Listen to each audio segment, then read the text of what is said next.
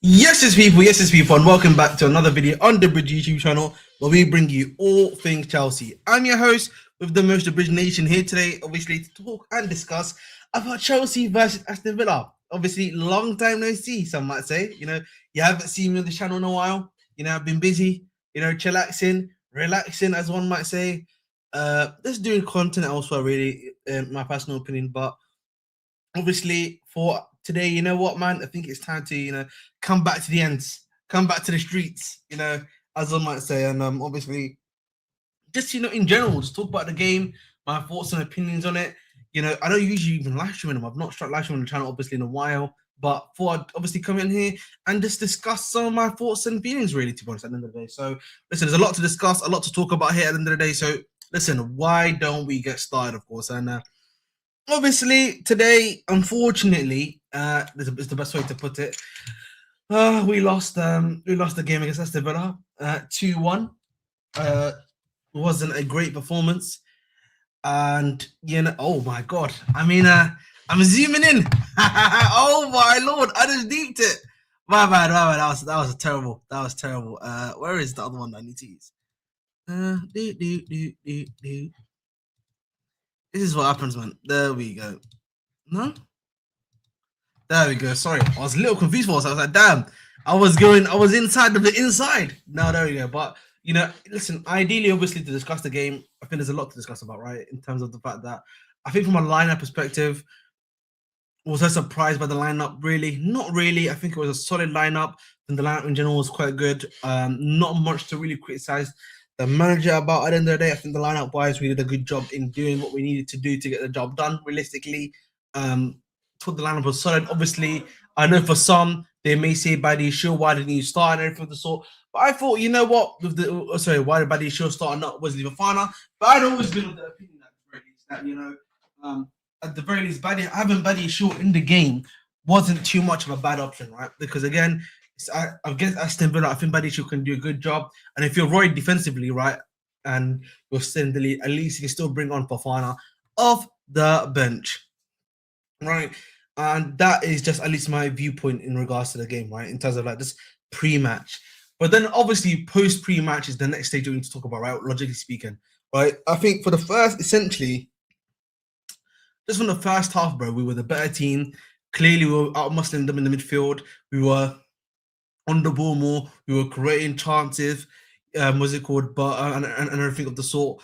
But again, there's quite a few chances missed. If I'm not mistaken, Enzo's chance obviously was a big one where he got a cut back, and all he had to do was really just finesse that into the bottom corner, and that's 1-0 for you.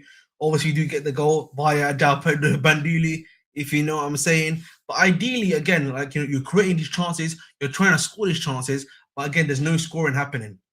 That is the main problem, right? There's no scoring occurring, no scoring happening, bro. Right, and that's just in the first half alone. And I think a big problem was that let's keep it real, right? Then wingers, in my opinion, in this game were not at the races today, as one might say. You look at Garnacho, was not great today.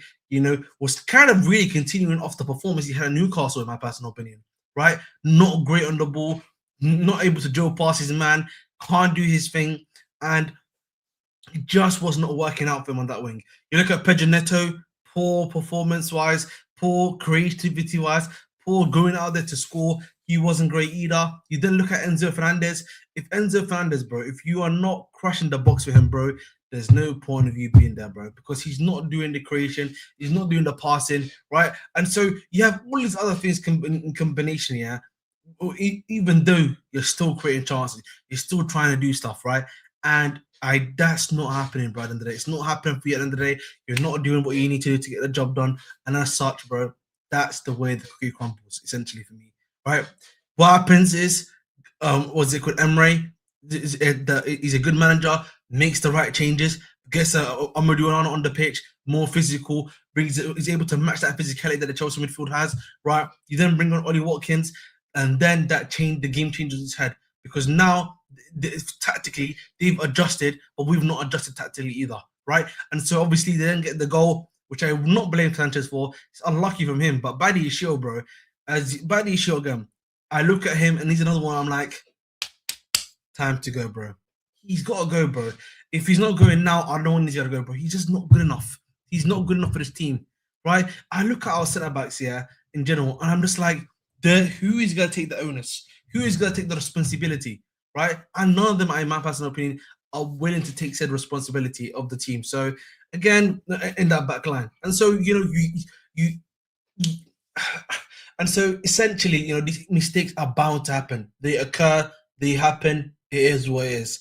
I think for me, the next problem that you will always have, no matter what, is essentially what I'm going to call, the lack of experience here. This is where the lack of experience also kicks in. You look at Aston Villa squad; they've been together for quite a while. They know what they need to do to get the job done. And as such, bro, when they attack with intent, with purpose. They know what their jobs are. They know what they need to do, and they get the job done. It's really as simple as that. They know what they need to do, and they get the job done. It's quite simple. And I look at Chelsea and the way that we play. I feel like our attacks lack the intent. Lack that little bit of edge at times, right? And that does not help you out either. Doesn't help you out either. And so at the end of the day, we lost the game 2-1. The wingers were shit. The guys that came on the pitch didn't really add that much to the game either. And now you're in a position where obviously Chelsea are currently obviously joint fifth with United, right? And Liverpool just gone ahead of us obviously with that win. And I look at, and for me, I don't see the reason to be getting angry and crashing out, because I know what was going to happen. The team that we had, the squad that we had, the players that we brought in, this is bound to happen, where the level of quality you're bringing in is never gonna, it needs time, needs development. And as such, when you're at a club like Chelsea, I don't think you can afford to do that, bro. Because this is not Chelsea. You cannot do this at Chelsea, bro. Right? And I think for me, I just, I just think for me, I look at this and I think, a lot of these players clearly are not good enough. I don't think that's wrong to say, but at the same time, I'm like, these guys are also young players too. I look at guys like Gittins, for example, and I'm like, yes, I spent 51 M's on him. Yes, he may be looking washed right now, but is the Chelsea environment the right environment to develop these players? And I come back to the same question I always say to myself, and the answer is no. We are not a place for development. I don't think we can do that. The only way at a big club like Chelsea or a big club like all these other top 6 clubs they can do development is if you have a settled elite first team. And we don't even have a settled or elite first team, bro. And as such, these problems are going to occur where you're putting a lot of pressure on these young players, right, to perform, right? And sometimes that's not going to happen. It's not going to happen. And then there's times where, even the quality of young player you're buying right now isn't even good enough, in my personal opinion, right? There's many other players I could have told you about of younger quality that have the potential, or they were even call it, all of that set quality, and they can do the job too. And so, you're almost in this, toxic cycle, in my personal opinion, right? There's a toxic cycle here where essentially, you go round and round, you go round and round in circles, essentially, right? Trying to do stuff and trying to create stuff at the end of the day. So I just don't know what to say. I genuinely don't know what to say at this point. And the thing is, our next game is Bournemouth, by the way. Our next game is Bournemouth. The next game after that, I think, is the City game, because I know we've got a big game coming up on then. Yeah, let me just double check just to confirm that. Yeah, so we've got Bournemouth at home on Tuesday, and then City away, on Sunday. Yeah, and I look at those two games and I'm like, Nino, we are in trouble, bro. And X-Tile, big up to you. I'm gonna read everyone else's comments. Don't worry, guys. I am keeping the comments. We're gonna get to them one at a time, one game at a time, as one might say. 1 win in 6 is not good enough, bro. That's how many wins you've got in this December period, bro. 1 win in 6. It's poor, unacceptable. And I've seen. Listen, and then the thing in life, listen, the thing in life, bro. The thing in life is that there are, I've got swords here, funnily enough. You listen. We are currently at Chelsea. It feels like we're deaf of like a thousand cuts. Okay, and this is what I mean by that is quite simply this, right? So let's look at it like this, right? Give me a second. I'm gonna actually think. I was looking for something to actually use. Yeah, give me one moment. I'm gonna share my screen. Yeah, give me a sec. Because let's use this for the example I'm gonna use. Bada bing, bada bish, bong. Give me a sec. Where is Microsoft Art Paint? Let's go. All right, we're gonna do this. Yeah, give me one moment, right?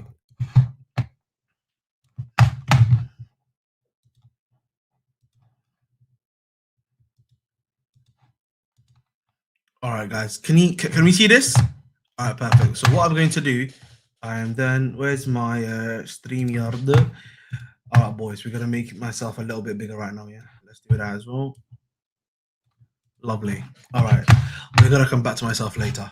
But essentially, right now, yeah, with Chelsea, yeah, this is what we've got right now. Chelsea, yeah, this is Chelsea. Sorry, Chelsea, yeah, this is it. Issue number one, right? Issue number one that you've got right now, yeah, is obviously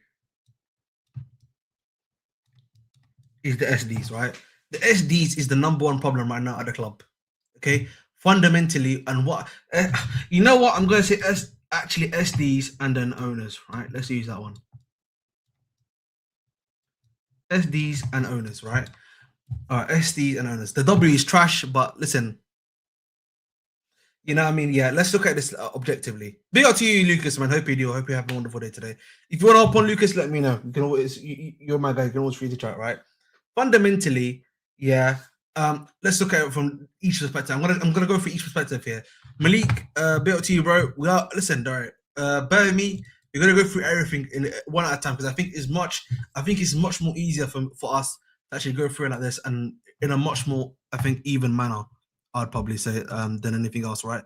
Let me just shift myself a little bit more. Oopsie, that was let me get this. Let me remove the banner as well. There we go. Right now, let's look at it like this. Right, this is the main issue that you've got right now. Is it this bit by the or this? This is better. All right. So issue number one, essentially, like this. Yes. So issue number one is this, right? Which is what I'm going to call the SD and the owners, right? In terms of, for me, fundamentally, right now, we clearly lack quality right now in the team, right? The quality that is being brought in is not of good enough quality. There's a lack of first team building going on right now in the team, right? Objectively speaking, if we look at it, right, the wingers that you brought in right now, yeah, quite simply, Gittins is a developmental player. Esteval is a wonder kid who's again still needs time to develop, bro. Whether we're like an off the bench, on the bench, however you want to call it, yeah. Because for me, like again, these two are some of the main problems that you've got right now. Okay, in terms of just like the guys you're bringing in, but the lack of centre backs coming in, everything like that. There is clearly an issue right now, yeah, with just these guys in particular. And then the ownership problem is what is their school of thought? What are they trying to do, right? For me, it doesn't seem like that these guys, yeah, are trying to be serious about what they're trying to do at the end of the day either, right? Which is the other problem. If you truly believe what you're trying to do, then you need to start being proactive in making that sort of thing happen. And right now, I don't think the quality that's coming into the team is good enough. And I don't think, and B, you know, however way you're trying to make stuff happen, right? Is what's it called? Yeah, is not going to happen either, right? In terms of what I mean by that is that if you're truly going to go through with this youth model, you need to bring in a manager that's going to be just full on youth, bro, right? And he's going to let them develop. It's going to be hard times, yeah. But if you say that that's the aim of the game, that we're going to go through with this project, hard times are going to happen, year or two, and then we're going to bring in these quality players. I think for me, that is much better of an answer than what we're getting right now. Because right now we've got half a cup here and then half a cup here and half a cup here, bro. Nothing is happening. There's nothing happening, bro. So as such, you know, we are in a situation where nothing is occurring and nothing's happening. And so you've got this perspective, at least for me, in here too, right? Number two, obviously, is then let's look at the number two is the players, right? Number two is the players themselves. Okay, so let's look at the player perspective. I look at Gittins, work in progress. Liam Delap, for all, listen, I know he's getting crashed on. He gets killed. He's getting killed everywhere. But again, work realistically is a work in progress that should not be a starter. And what's it called? Yeah, and everything like that. Okay, that's number two. Yeah, Delap was never meant to be a starter, my person. He shouldn't even be a starter, bro. Yeah, for me with Delap, it's interesting because it's like his hold up play currently is poor, which is 100% agreeable and the stuff like that. But at the same time, bro, whenever we cross the ball, bro, we're not crossing it to the striker, bro. Every time I look at us cross the ball, bro, we're crossing to the crashing fullback, yeah, or we're crossing to the winger. There's no central crossing happening. We don't cross to the middle of the box. I don't understand why we can't do that, bro. Like, you know what's funny? Ollie Watkins scored off a corner that was central, and we don't even put the box. We don't even put corners into the box centrally, right? And that's how their own striker dunked on us, which is funnily enough, right? So this is the thing that I talk about. I'm just like, we're not even doing this ourselves. So, which is the other thing, right? But then there's also like, listen, some of the players at this football club are fundamentally just not good enough either. I'm sorry to say this. The vast majority of our centre backs, it's not good enough, bro. Vast majority of them are not good enough. Disasi is in League 2, PL2. Buddy issue, Chalobah as a starter, right? And everything of the sort, right? Oh, don't worry. Listen, I agree, Lucas. By the way, that's the point I'm trying. That's the point I'm trying to get to, bro. But we're gonna get to that when we talk about the manager. All right, we're gonna get to that one, though. We're gonna get to that.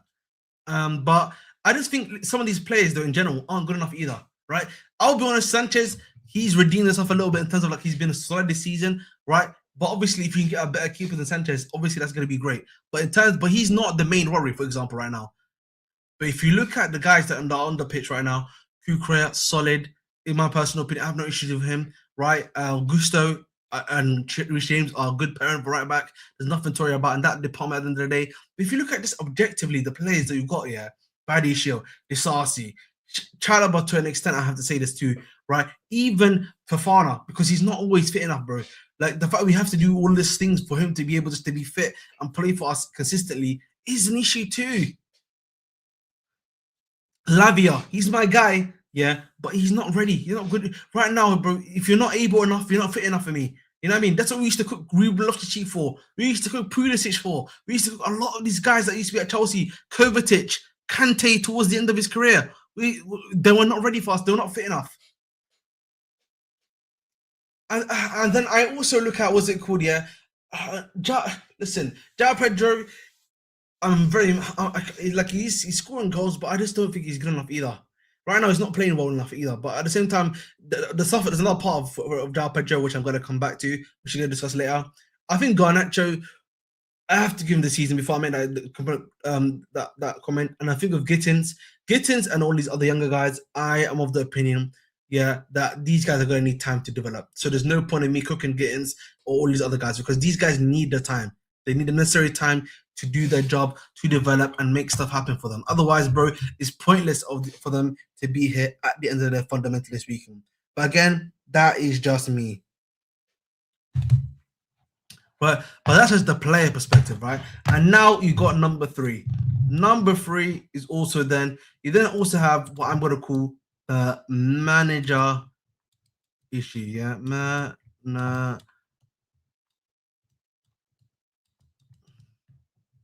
You also have the manager, right?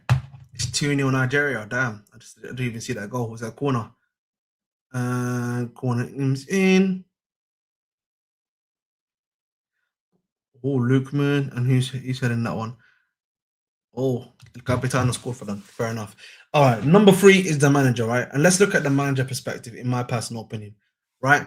Now, I think for me, if you look at it from the manager perspective, he usually sets us up tactically to be good and correct. There's no denying that.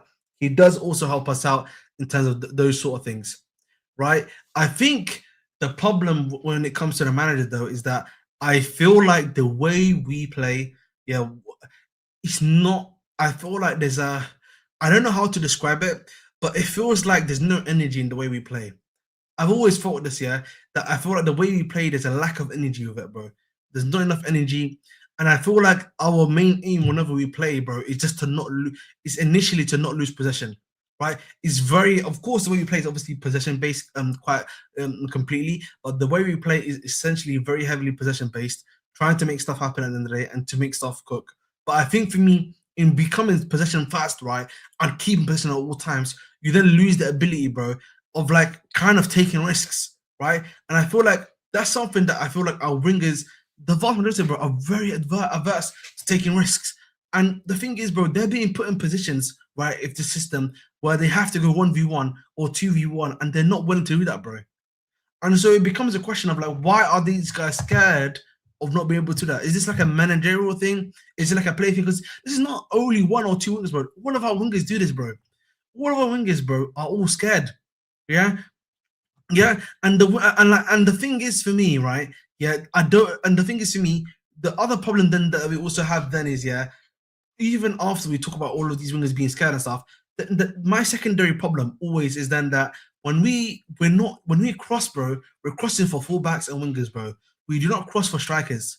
As I said before, we don't create for our attackers, and then we like to cook these attackers, bro, all the time, right? The thing is, the reason why Jackson was kind of last season when I was cooking Jackson a lot more is because he was creating, because of the way his style of play, he was creating chances for himself and everything like that to be able to then score the goals, right?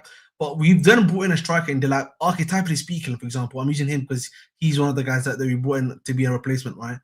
Who, if you're not creating for him, he's basically shit, bro. That's the type of archetype we brought in. Yeah, and then we cook this guy week in, week out, but we're not even creating for him, bro. Can you name me one or two chances we created? I actually think if you cooked him for the Leeds game, towards the end, that's fair, because chances were being created for him, and then he started hitting them wide. But I feel sorry for Delac because it's like, I don't think chances are being created for him enough. Jao Pedro's another one. I don't really feel like there's enough chances being, created for him as well. So I just look at a lot of these guys too, and I'm just like, the chance creation isn't happening either. And I think a lot of that also comes down to the way we play. The way we play, I've said this before, caters, a box crasher the most. Low key, the reason why Enzo Fernandez is always scoring the most goals for us, bro, is because we do an extreme amount of chance creation, for the box crasher. Look at the way that we play. The crosses, are either towards the back post or they're not even into the box. They're outside the box. Where who is that? Enzo Fernandez to crash it in for us, bro. So if our box crasher is not on his day working, or our wingers or fullback on that day, if it's Kukureya or Neto, then bang, nighttime, bro. That's what it is. That is what it comes down to. And for me, if you're just going to do crosses into the box, you might as well just brought Watermaida beforehand. Low-key, just bring in Watermaida then. I just think for me, if you just want to do, like, the chance creation in the team is not good enough, like, fundamentally speaking. And I think, you look at, for example, like Man City, for example, and the way they create, bro, they create quite consistent chances, bro. Look at them against Forest. They were consistently creating chances, bro. But we can't do that, bro. And I think part of it, we can criticize the players being young, raw, and not good enough. But at the same time, bro, I feel like the system is not helping us, bro. I feel like being part of it is also, I feel like the system lacks an edge. The players, I don't feel like we know when we attack, I've said this before, I've said this before. It feels like for me, whenever I watch us like attack as a team, there's no edge to it. There's no ounce to it. There's no like cut our things to it, bro. I don't feel like we're sharp. Does that make sense? Like the attack's not sharp. There's nothing there. There's a lack of intent, and for me, that is not great, man. It's not great at all. And so you kind of in this scenario, as I said before multiple times, where essentially, what are we doing?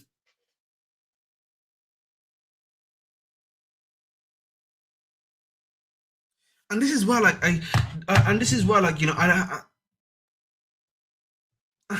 like the thing is, guys, the one thing you don't want to hear, like, I think for me, there's one thing that you don't want to hear, which is that, and I've said this recently, low key, and I don't want to, and I hate to, I don't want to. This is not me crashing the manager low key as well, but you know, when you're hearing the interview, yeah, against Atalanta, for example, and all these other stuff too, yeah, we're easy to predict. We know how they play. We know the second half is the easiest part for us to eat. That's not great either, bro.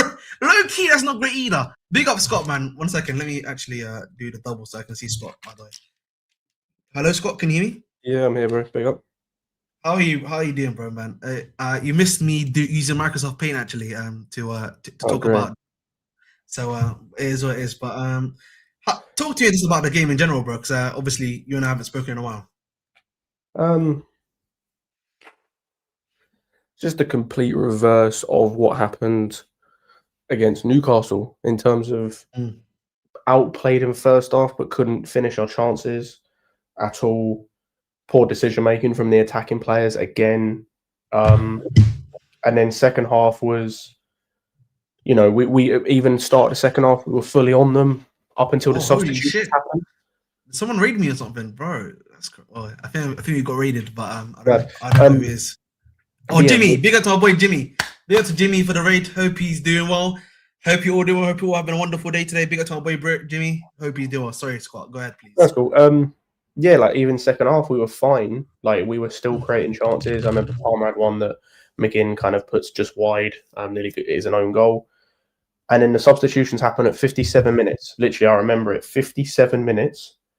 The three substitutions happen, and within a 5-minute period of the substitutions happening, we concede because we don't react. A couple of players, and I'll talk about them in a bit. A couple of players take their foot off the gas, take their eye off the ball. Just, I don't want to say down tools, but it was like they down tools unintentionally. Yeah, and then we take our eye off the ball, a stupid mistake out the back, and we concede. And literally from that moment till the final whistle, we'd never, ever got in control again. For the last 30 minutes of the game, there was not a single point where we looked like we were going to score, create, control the game, do anything. From the 62nd minute when we conceded, Aston Villa were in control the rest of the game. And yeah, it's a problem. I think there's issues everywhere. Obviously, I missed a little paint bit you did at the start, but I saw the numbers and like what I saw in 2 and 3 at least. Yeah, there's issues in this entire team, bro. Like the substitutions from our side were terrible, whether it's who's coming on or who's coming off. And then the actual players that we have starting and who we have playing are not good enough. Again, I agree with that. Wildly below par. I don't know if you were there, Ahmed. We had a conversation. I think it was on Casually. I don't know if someone asked the question or how this came up of whose squad is better, ours or Villa's, and I said quite comfortably Villa's is much better. We said that early in the season, remember? You and I said I think you brought it up, but it was like I think it was the beginning of the season. It might have been, but it was also recently. I think it was literally within the last week or so because I think it was to do with. It might have been on the Casually show we did the other day when we previewed Villa. I said this and got flack from people in the comments, and I said Villa's squad is better than ours, and people said to say it's better. You can say it has better players in certain positions, but say the squad is better is too far. Go and look who they brought on and who we brought on. Yeah. And then go and look at who, when they had backup starting, Marlon, etc., Buendia, look at them and compare them to our backups in those same positions. Our squad, when you compare it to Villa's, and Villa's isn't even an amazing squad, by the way, but you look at Villa's squad and who they have to bring on and who they are playing, and it is better than ours. I would take every striker that they have, including Marlon, over Delap. I would take Watkins over João Pedro. Is that true? Bloody hell. I knew it was 1 in 6, I think. Yeah, I knew it was 1 in 6. I didn't know if it was that one. But yeah, if you go down the list, outside of fullbacks and maybe in goal, which is wild to say, every other position, and I'm talking about like overall position in terms of central midfield defense, they have at least one player that gets into our team. at least one player that gets into our team. I would take Konsa, or I would take Pau Torres when he's fit over most of our centre backs. I would take Tielemans or Onana over Enzo Fernandez. I would take at least one of their wingers, mainly Rodgers, over any of our wingers outside of Esteban. And I would take Watkins over our strikers. It's not about having also, look, it's not about, you can say we have 4 world-class players. That's cool and all, because they all get into our team. That's cool. I'm talking about you go from the world-class players, the 4 world-class players we have, to everyone else. The gap, you can fit a Boeing. Between the 4 world-class players we have and the rest of the squad, you can fit a Boeing in between that gap. That's the issue. Like that's where the issue lies. You can say there's issues with Maresca, and there is. The substitutions, like I said, were horrible. Forget the defensive mistakes, the substitutions, all of that nonsense. We kill that game in the first half if we have competent attackers. The problem, you know what the problem was? If we have, hold on, if we had one of Yildiz or Rodgers, if we had Ekatike, and if we had, I'm trying to think in that right-hand side, an NGI, Iliman NGI, we kill them in that first half. No one can tell me otherwise. I think for me, I think the thing that hurt us the most is, I just think the lack of our biggest issue is the wing. Like, listen, this season Neto has been getting us GNA in general, right? But his performances, objectively I'm using the word performances here, right? Yeah, if we remove just the goals and assists, has not been good enough, right? Let's keep it real, okay? Garnacho, he's a runner. That's the best way to put it. I don't know what else to say. And this is me being nice, by the way. I'm being nice. He's a guy that is going to run with you. If you're not playing counter-attacking football, which we do not usually play counter-attacking football, remember, our whole thing is based on just possession-based football. He's useless, bro. There's no other way to put it. Garnacho, the way he plays and the style he plays, is useless for us. Yeah, I don't know.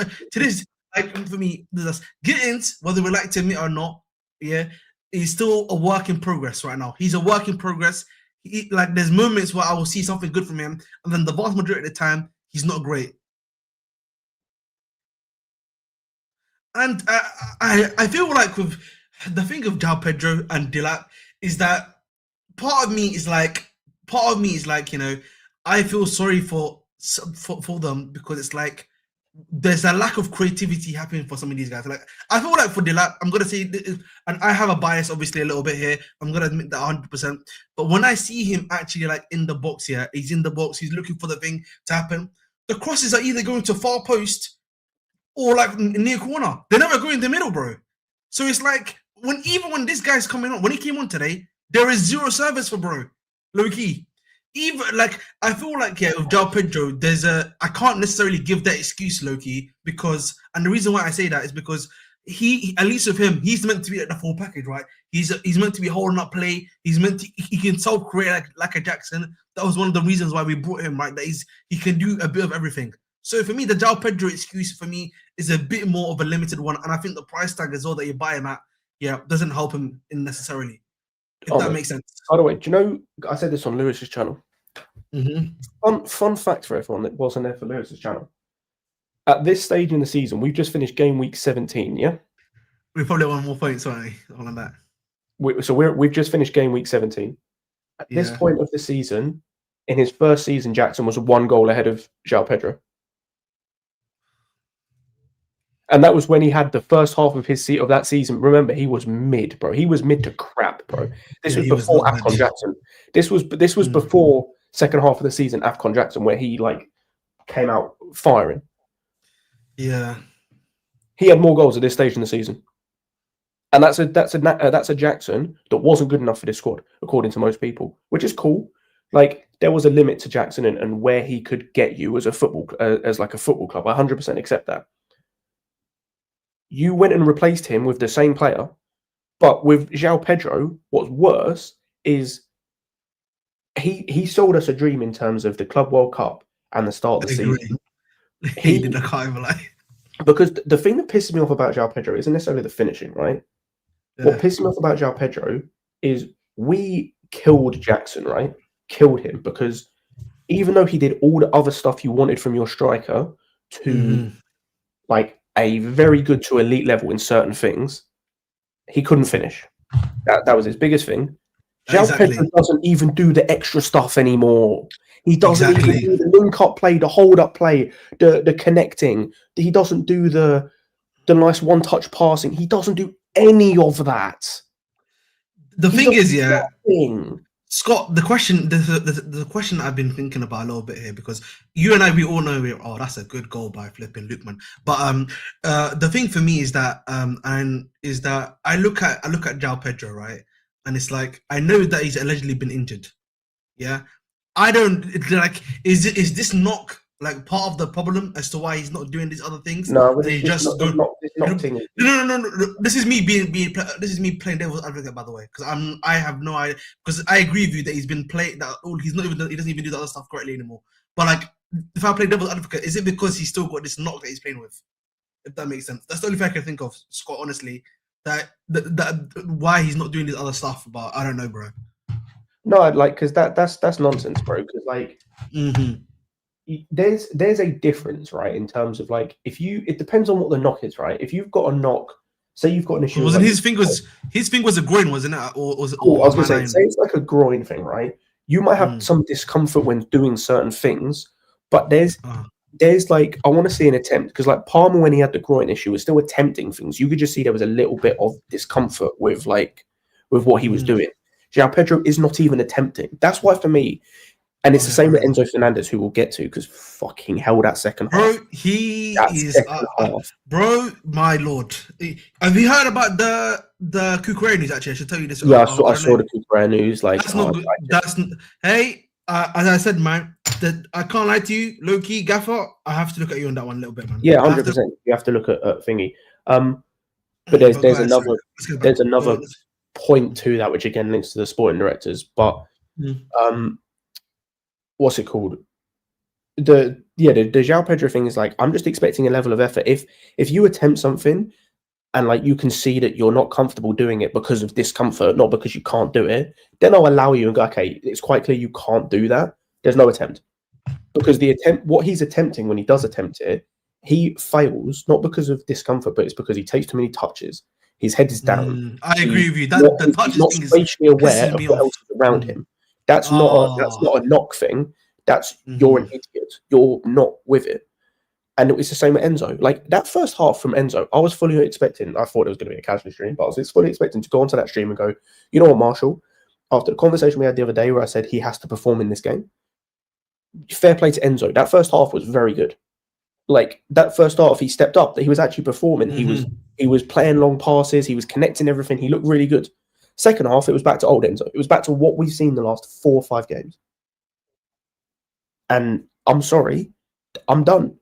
Get him gone. I would swap Tielemans with him tomorrow, because if I'm getting no defensive work anyway, at least with Tielemans, I know for a fact that his passing is on point. I know for a fact that he can still create, and I know for a fact he can still finish a box crash. Like, I don't need £100 million worth of him. The thing is, like, Tielemans cost him nothing. I know he was a free transfer. He was a free transfer. I know it, bro. You know what the thing is, like, the thing with Enzo, yeah, because I'm going to come back to João Pedro as well. I think the thing of like Enzo is just like he's even stopped doing the passing that he used to do, bro. The thing that one of the things we brought him for was the ability, his passing ability from deep, bro. Right, or like just ability to make those like nice little quick, like those nice little edgy passes to like the striker or like to the attacker, bro. Like if that makes sense, and I don't think he does that anymore. I feel like his whole purpose in the system is just the box crash, bro. That's it. And if he's not box crashing, and remember, the funny thing is, talking about I'll stop with the Tielemans stuff, and Tielemans not better than Enzo. Cool. Outside of box crashing, tell me one thing that Enzo does better than Tielemans. Yeah, I agree. I think Podis is the best, bro. Yeah, tell me what one thing outside of box crashing, which you don't need £100 million for. I could get that from Conor Gallagher, and I hated Gallagher. Tell me what Stop making my points, please. Stop stealing my casual FC points. What do I get from Enzo that I don't get from Tielemans? It's nasty because, you know, I don't want to say this, but he legit, yeah. If we just brought him Mason Mount from like his prime Mason Mount, yeah, from the Right. season under Again, two, I hate Mount. you know what I mean? And we used to crash it on him. There's no difference. I swear to God, there's no difference, bro. The only difference is Mount was giving you more energy. If Mount was doing the same, no, do you know what, bro? Yours and Adrian's comments is actually facts. If you marry the two, right? If Mount was doing the same stuff Enzo was doing, we would kill him. We would be killing him. He would get killed, bro. Steak. He would be getting rinsed game in, game out, because that's what he was doing the season after we won the Champions League. He was playing like crap most games, but he was getting goals and assists, and no one that was a fanboy cared. Everyone that saw through it was rinsing him. What's the difference between that and Enzo now? Yeah, it's not. The thing is, yeah. If you remember a few weeks ago on Casually when I made the point, yeah. What does Enzo do other than box question? I made that point and I was getting slaughtered in the comments because, you know, I think a lot of people, like, obviously they rate Enzo. And I think I've said this before. I just don't think, yeah, my opinion of Enzo is just that he's not for this league. I think that's the nicest way of me saying it, by the way. I just don't think this league is because we have to live. The way we play right now is we literally are limiting everything that he does. What's it called? Yeah, to make stuff happen. Yeah, 100%. And you saw it, by the way, with the goal today. And I know what some people will say, and I've got a comment on that. But like, you saw it at times today in the second half, especially, and also with the first goal we conceded. Look at Enzo's positioning and look at like where he was for a large portion of that second half. There was a moment in that second half where I was getting annoyed because I think this is after we went 2-1 down. Caicedo picks the ball up, goes to play it forward. He has two people pressing him. He has no support because our right back was like in the right back position, and our midfielder was running away from the ball, playing in the left 10, hiding. He's a midfielder that doesn't want the fucking ball in areas that he needs the ball in terms of, I don't care about you getting the ball on the edge of the box and playing a little pass out wide to Garnacho when we're pushing the team back. That's cool and all. I'm talking when we need to get the ball up the pitch to try and score because we're 2-1 down. You're running away from the football. Yeah, again, I think this point, I used to get on Gallagher for doing the same stuff, so I'm gonna keep the energy the same. You have to, bro. And I think, listen, Daisy, I actually disagree with this point, yeah, because if you look at Enzo, at least this season, right, he's had guys that are actually running. Like, listen, I know we've been cooking João Pedro, but rightly or wrongly, João Pedro has been making runs. Rightly or wrongly, Delap does make runs at times, even though, yeah, he's a shit hold-up player, right? But he doesn't make runs, and Enzo don't even pass to him, bro. Right, and obviously this is me using obviously guys that are just playing. Obviously, his strikers because he plays essentially as an attacking 8. Right, even our wingers usually make runs, and he will just pass to the nearest winger usually, or the guy that he likes the most. I think this point that he's the thing is, Mozart, this is a point that me and Scott have already made ages ago. If he wanted to play him the way we do, which is a deep playmaking 6, it's over, bro. He can't do that, bro, in this league. Because we've seen it defensively, he will get killed. All you need to do is look at the season under Potter, bro. But I don't even think it's that anymore because we saw him do the deep line playmaker. So actually, no, it kind of leads to punch. We saw him do the deep line playmaker stuff against Bournemouth, and it was horrible. I just think that the problem with Enzo is he is a system player.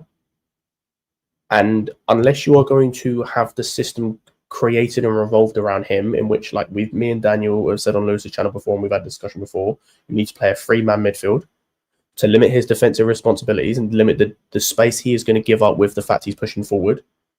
If you're not going to play a 3-man midfield, you're going to have games of Enzo Fernandez where he's very hot and he's very cold.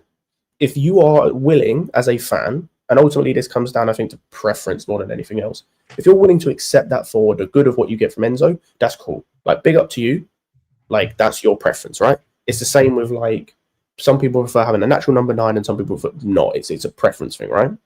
If you prefer having Enzo in the team for the high highs he will give you and you're willing to just accept the low lows, cool. If you're not, he can't work in a 2-man midfield on a regular basis in this team. You have to play a 3-man midfield, which means a winger has to be dropped. I don't really give a shit who at this point because they all suck, including Neto. They all suck. I agree. But you have to put Palmer on the right and you have to play a three-man midfield. If you're not willing to do that, Enzo Fernandez is going to be an incredibly inconsistent player. Which, again, if you can accept that, cool. I can't. I don't want to accept it because I'm seeing a guy out there who's meant to be a game changer and meant to be an effect on this team, not affecting this team, at least not for 90 minutes.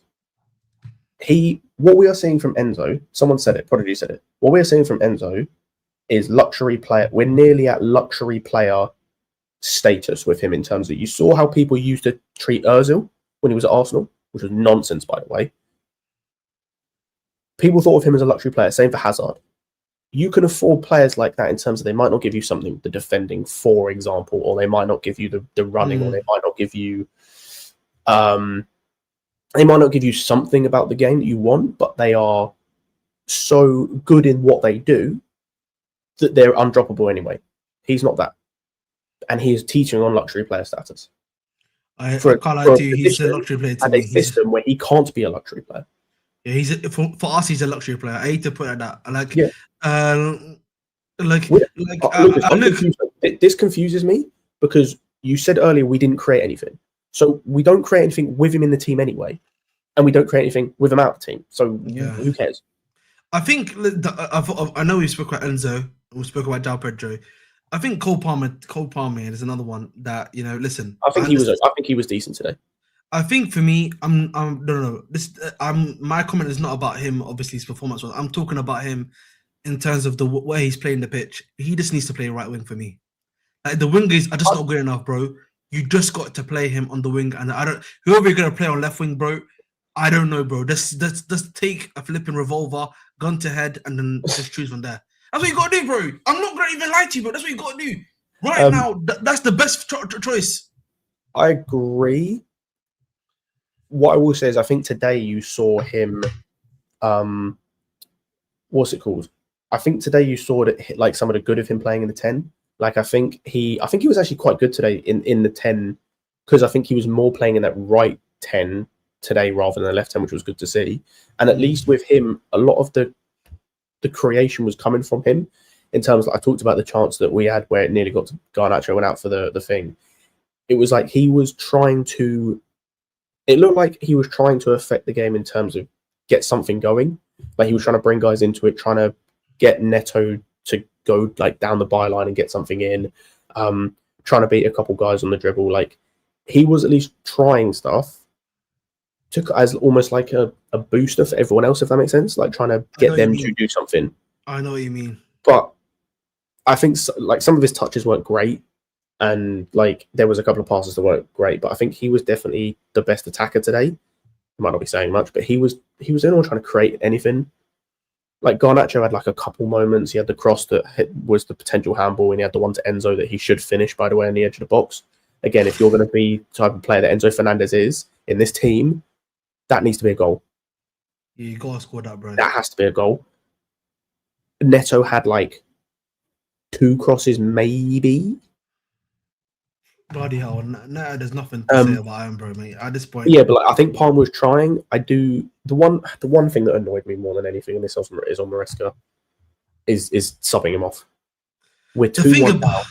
No, I don't care. We're 2-1 down. There's multiple things with this. First off, in the press conference, you said he can play 90 minutes. That's first. The second thing is you're 2-1 down. He's not tired, or at least he doesn't look tired. You need your best attackers on the pitch. He was the only attacker trying to create and then sometimes only one creating something. I want to see him and Esteval play together. Put Esteval on the right. Esteval went into number 10 and did nothing because you're trying to... You've got a new player, right, in this league at 18.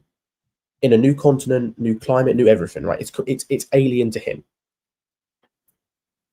What you want to try and do is get him playing in his natural position first. Get him used to consistently playing with this team in his natural position. Then introduce something new. He doesn't consistently play on the right wing as is. Stop trying to then make him play in the 10 and learn to play 10 in this league. When if Palmer's playing, he's basically never playing in the 10. Or if he is, it's for like 10 minutes at the end of the game.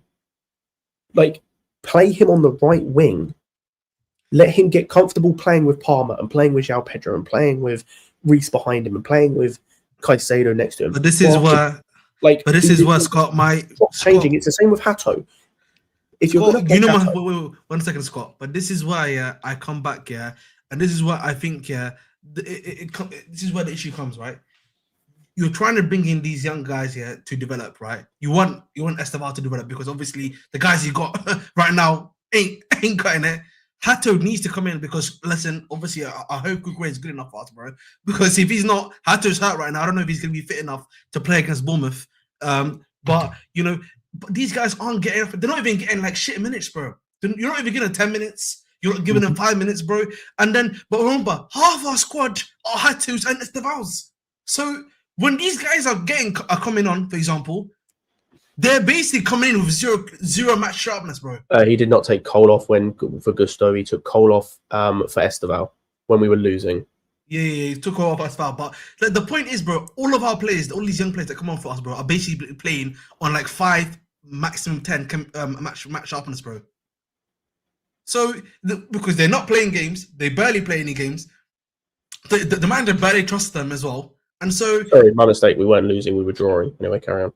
No, but like you understand what I mean. I'm saying that a lot of these guys that are coming out have zero match sharpness, barely play, and like the man does not even bring it on like for even when we win in matches or anything like that. And so you're in this situation where whoever's coming on is not sharp enough to start, bro. At times, 100%. And I'm glad you brought up Hato because this is a point I wanted to go back and make earlier.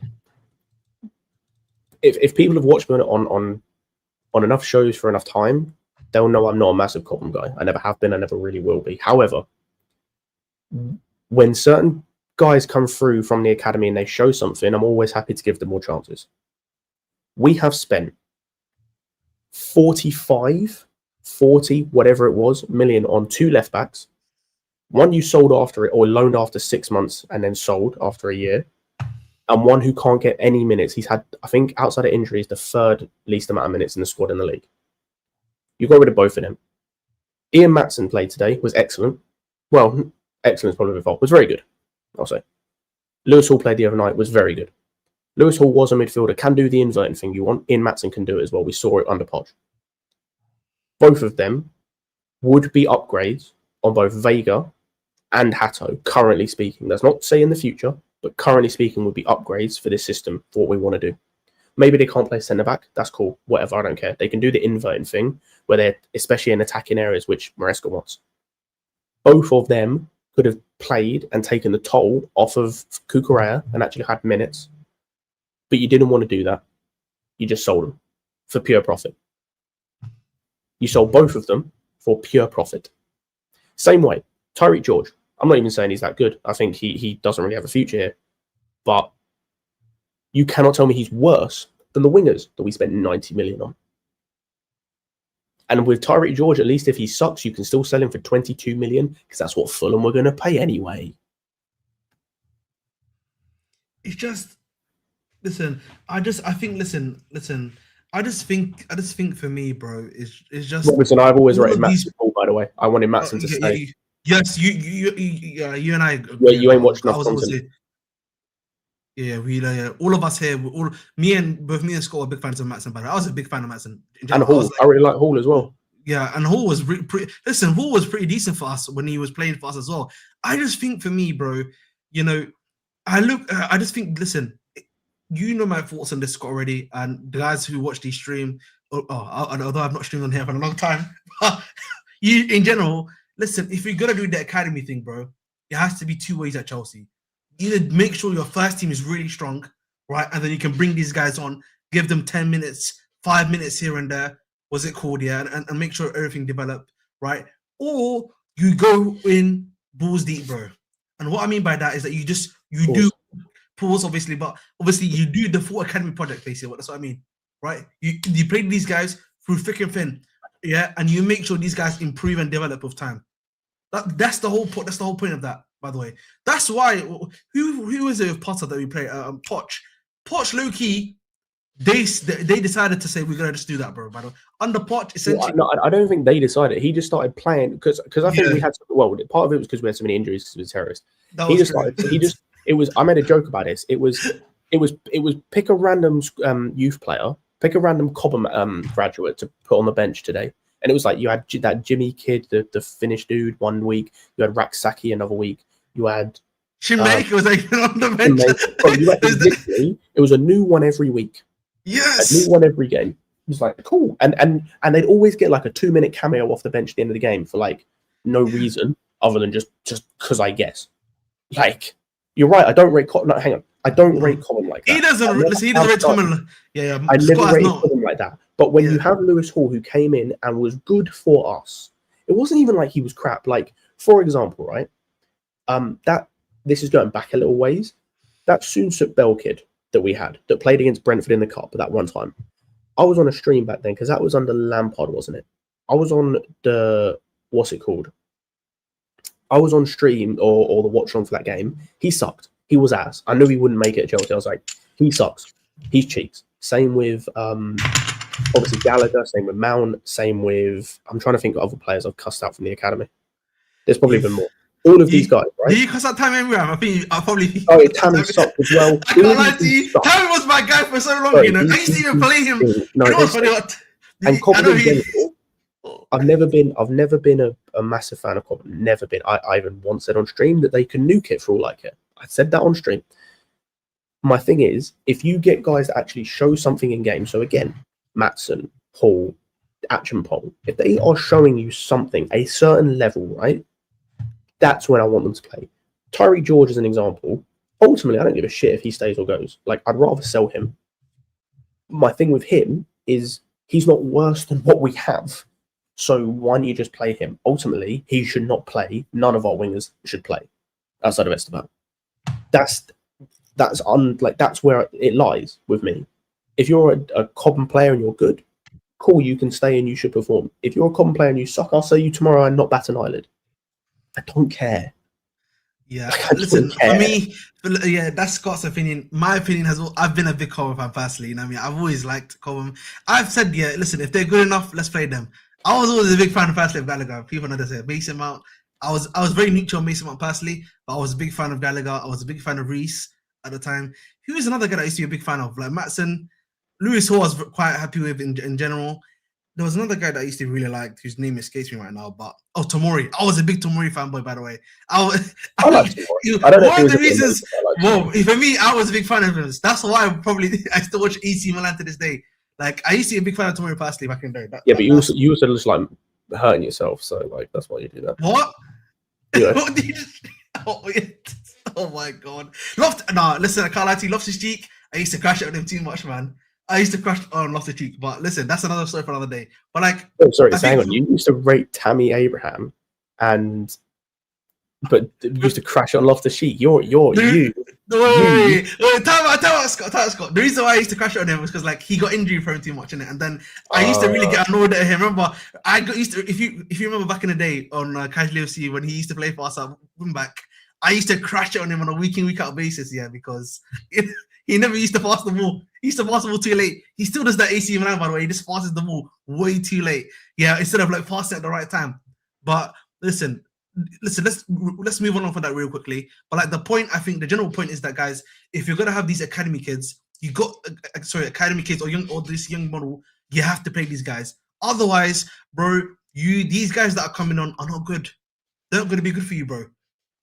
This is like expecting, these guys, like, I don't, like today, for example, Delap just come back from injury.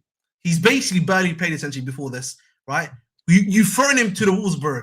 Just play Gui. Why did not play Gui? Loki, I was like, why did you bring on Delap then? Why not play Gui? Delap's been out for like a few weeks, bro. I don't understand that, bro. Like, he has zero match sharpness. Had just come back from injury, and he was already playing bad pre-injury, and we said, you know what? Here's the Wolves, bro. Here's the Wolves. Throw you to the Wolves, bro. That was, by the way, I can't lie about Maresca. That was a stupid sub, by the way. His sub, was stupid to begin with. Yeah, his sub was bad. His sub was stupid. Yeah, the Gittin sub, I think, was fair because he's been playing as a sub essentially for us. Essentially been the replacement. That I have no issues with that. Esteban was another one where I'm like, he's barely played, bro. He's barely played. The one sub that I was surprised he didn't make was to take off Buddy Shield. Buddy Shield was looking cooked around about the 60th minute to begin with.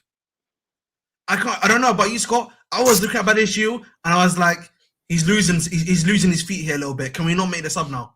Because remember, Buddy Shield has not played that many games. So I was expecting maybe a cheeky 30-minute for Fana. If you don't want to play for Fana, 30-minute Chempong minutes. Yeah, just the subs would have like that's the thing with Maresca. Like I would say the main thing he got wrong. I don't really think there was anything. But the only other thing I would say that he got wrong, but it's more in hindsight now, is the centre back partnership. Like Fofana should have started, but up until that goal we conceded, Badiashile and Chalobah were playing excellent. Like they were mopping up everything. They were winning everything. They were keeping Marlon and Rogers and all of those guys quiet. Until that goal. And then as soon as we conceded that goal, we do our usual thing if we got punched in the mouth because we made a mistake and we literally just crapped ourselves and just didn't know how to react. But yeah, like outside of that, I don't think there was anything else wrong with the lineup. I can't blame that. From a tactical point of view, like I said, first half, we smashed them. We should have been 3-0 up. We should have scored 3 goals easy if we just finish our chances. And then, yeah, second half, like I said, even the start of the second half, we came out good. It was fine until Villa made their subs. From the moment Villa made their subs to the end of the game, that's when we lost control. So, like, I don't really have too much to get on Maresca from like a tactical perspective. It's just those subs, man. Those subs killed us. But part of it is well, the subs he made were terrible. Where I will allow him a tiny bit of leeway, and I'll go back to it, go on a car bench, man. Like, every attacking sub we could have made came on. It's just obviously who they come on for. We made every attacking sub we could make. Gittins is just bad. Delap just sucks. And Esteval's the only one of like, you should have played him on the wing, but like, these guys are just bad. Like, they're just bad.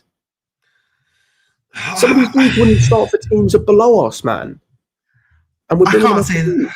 For me, it's just, I don't know, man.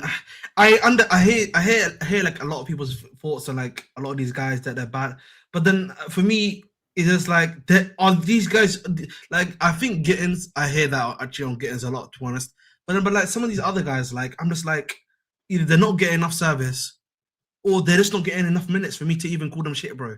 No. There's some you can say like we don't need time to like the lap is crap. Like, the lap is just terrible. I'm sorry. Like I don't know. He came on. No, he came on. Touched the ball once. No, he didn't even touch the ball. He came on and got a yellow card before touching the ball. He got a yellow card for kicking a player. I even jokingly said that I was going to put a bet on him getting a yellow card, and I didn't. Just that's nasty work. That's actually nasty work, Scott. I didn't want to like waste money potentially because I don't really have the money to do that. I should have done it. I don't know how much I would have made. I should have done it. He got a yellow card after coming on again. Like he's just crap. Like. I'm sorry, I don't need to watch 4,000 minutes from him every season to know he's not good. He's just not good. Listen, this is an opinion that I've got here, and I'm going to say this opinion right now. Is that there's a thing that, in my personal opinion of Maresca, this is my criticism of Maresca, is that I don't think this is that we are producing a system that is bringing out ideally the best out of all of these players. Does that make sense? Like generally, like I feel like the system going forward, bro. I don't know. Maybe this is me, and this is just my thoughts. Whenever I watch the attack, bro, there's no sharp, there's no edge to our attack. It's not fast. It's not strong. There's a lack of creativity, bro. I feel like it's very easy to read us when we're attacking in general. I don't know, Scott. Do you think I'm like walking here, or is it just like because like I feel like it's just quite easy to read us, like in terms of the way that we like to do stuff, if that makes sense. Yes and no. I think, and I kind of want to address the whole Maresca thing because I saw some people saying about like we being Maresca stands. I'm here to tell you, I don't give a shit about Maresca. He could leave tomorrow, wouldn't bat an eyelid. I wouldn't care. The reason why I don't put most of what's going on wrong on him is because how many times in this game and other games do we see our wingers get in 1v1 situations and they never take their man on? But do you know what the issue is, though? Look at the wingers they've got. This is not me criticizing Maresca, by the way. This is the issue, though. Like we've got runners as the wingers, bro. No, we don't have guys that are jobless. This is what I was about to say. John, I think it's John Santos, makes a great point. The system we are playing, and maybe some of this is like, don't play this system then, which is like, it's fair. That's a fair criticism. But our system, to a point, needs not necessarily elite wingers. They need elite dribblers. Yes. If you were to, like, I said it earlier, if you were to swap out Garnacho and Neto in this game for Iliman and GI and for Yildiz or Rogers, are you telling me our system is not immediately better? It is. But the problem, that's why I find it hard. It was the same. Danzo's made this point, and I said this on a thing. Obviously, it's a championship. Take it with a grain of salt. But Mavididi and Fatawi, one thing they could do, or one they can do, is take their man on. So when you have a system where your winger is consistently getting in 1v1 positions, and all they need to do is beat their man and put a cross in, or beat their man and cut it back, or whatever, and they can't.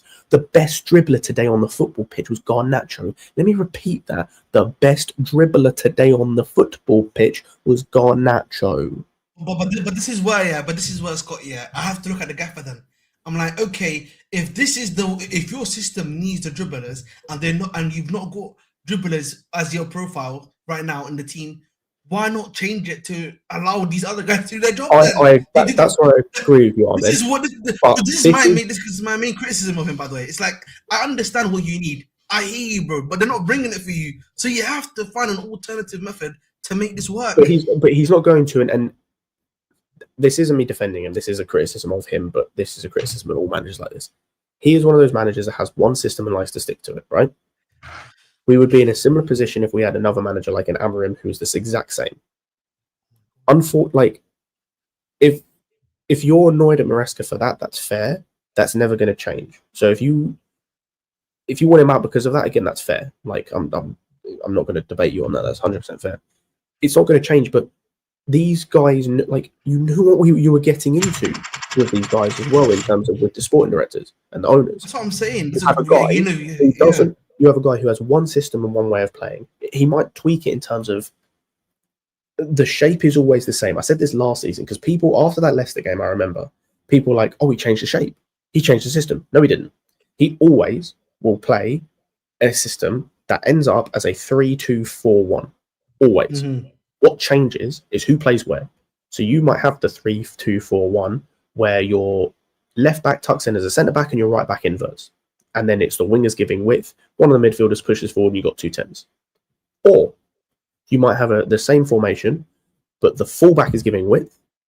The other fullback again tucks in as a centre back. But then your 2 midfielders are the pivot and one of the wingers tucks in as the 10. You've still got the same formation, it's just in a different way. And then again, you might have the exact same, but it's one of the midfielders drops deep to allow both fullbacks to be the width. And do you get my point? So he has that's his way of playing in his setup, and he likes possession.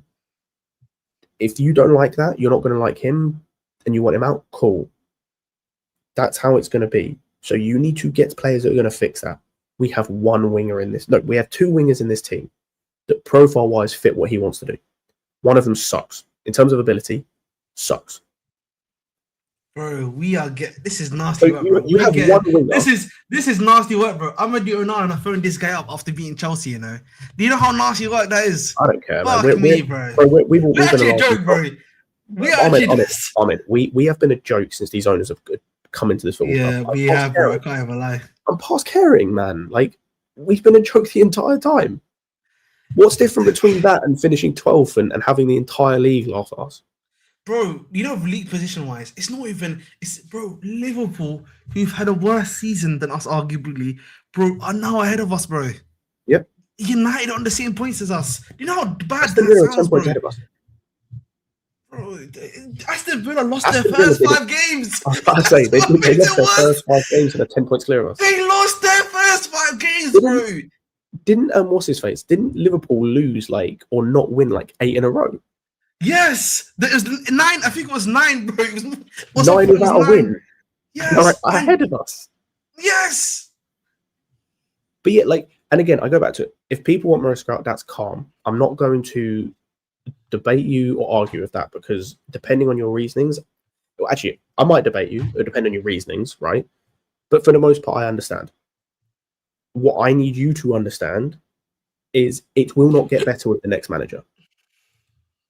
Like, when you bring De Zerbi in, or you bring McKenna in, or whoever you bring in, we're going to hit a ceiling again.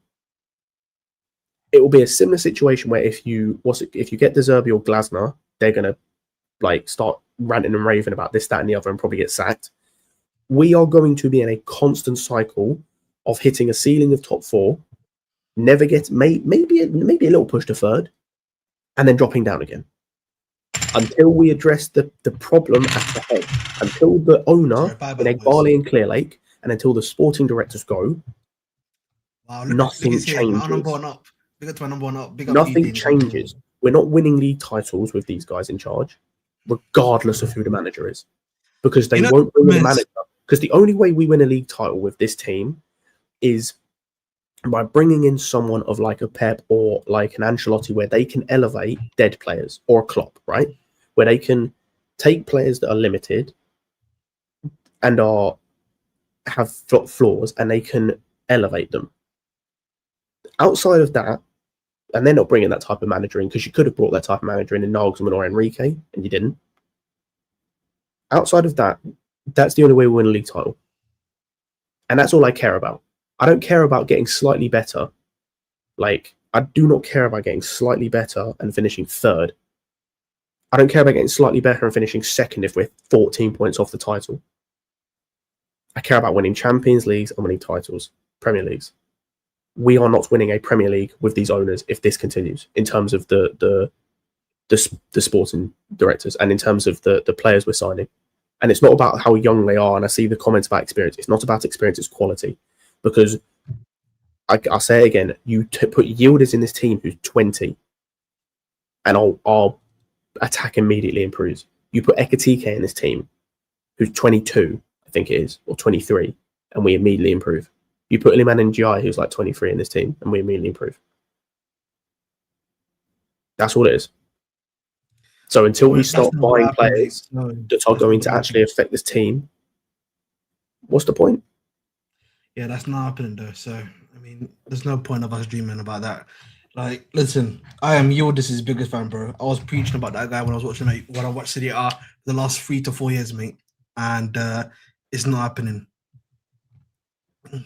You know, and I think, listen, I think for me, just going back to the Maresca point before I go back to the SDs, is just that if you're Maresca and you can see that you're not getting the pieces that you need, right, in terms of like the skill set, you have to change the system, bro.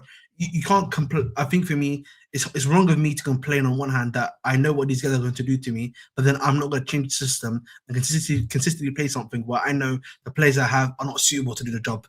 That's just one thing, I can't accept from a manager, in my personal opinion. But that's just me. Going back to the sporting director point, I've said this before, bro. Listen, if we can next year, I don't know if as you are aware, we're getting in guys like Quenda. I don't know who else is going to come in at this point. Omega. But it's Omega and all these other guys, right? So again, like, we're back. We're basically doing the same signs that we did last summer. Nothing changes. These guys again gonna need some time to develop. If Maresca's here, realistically, is he gonna pay them? Probably Quenda, maybe with Quenda. I don't know anything about Quenda personally. I can't say that. But with Emeka, I have no idea. And as such, again, you're back to square one. Yeah, that's fair. Like, and this is where apparently as well. We talked about this on Casually. Apparently as well, there's a report that they want to get another attacker as well, outside of the 2 they're already bringing in, which I would guess is another winger. That means Neto's going, by the way. I think Neto's going this summer. I don't think that means Neto. Bro, even though I don't like him and I think he sucks, right? He's our 2nd highest scorer in the league. Yeah, and he's also going back to 28.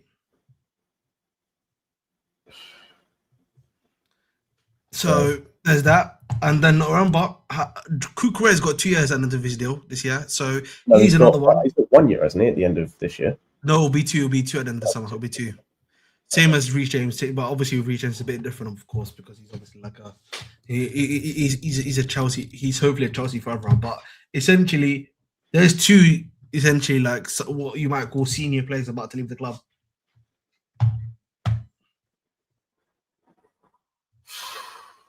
It's bad, bro, and it's like one of those I don't care about. But at the end of the day, he is, like I said, our second top goal scorer in the league, and I think he's got our second most just goal contributions total in the league. And the other one is the best left back in the league. See, I just, yeah, like I don't know where we go from here, because like I said, I don't sack Maresca for all I care. Like I don't really give a shit. They're not going to replace the other thing that we need to do. The problem is I don't know who they're going to replace him with. Is the first thing. Like I don't know if they're going to go. I don't know if they're going to. They're never going to bring in Deserbi, by the way. I know they people keep saying Deserbi's coming in. Deserbi ain't coming in, bro. Firstly, Glasner ain't coming in. All right, so yeah, listen. So you know you need to. It's unironically we need to look at the way Brighton bring in managers. I hate to say it like that, but it's gonna have to be like that. What the type of managers Brighton bring in? You know, that's the type of managers that who is the manager that's been like talked about the most that I'd be down with, just because the only reason I'd be down with it is because I think it would unite the Chelsea fan base towards the owners if things go wrong. Is Fabregas.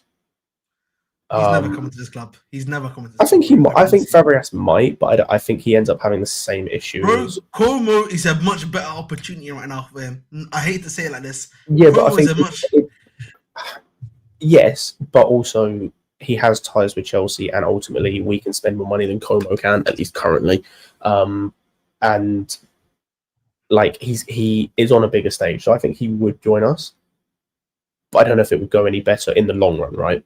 Short term, probably would have a step up, but long run, I don't know if it make a difference. Glasner would end up getting sacked or walking because he'd fall out with the sporting directors. Same with De Zerbi. See, I don't know. Like, do they just go for the De Zerbi route, and do they? They never get in De Zerbi. Bro, De Zerbi's gonna crash out within the first thing. He's worse than Oscar. I know he is, but like I know he's been high on their list, and obviously they had that meeting in the what's it called, the tunnel after the game. But yeah, like I don't know what they do next, to be honest. Yeah, like this is where I'm at. Like, I'm so defeated by this club because I don't see where the turnaround is in terms of like proper turnaround, if that makes sense. I know what you mean. Like January, we're not doing anything, and even if people need to realize this, by the way.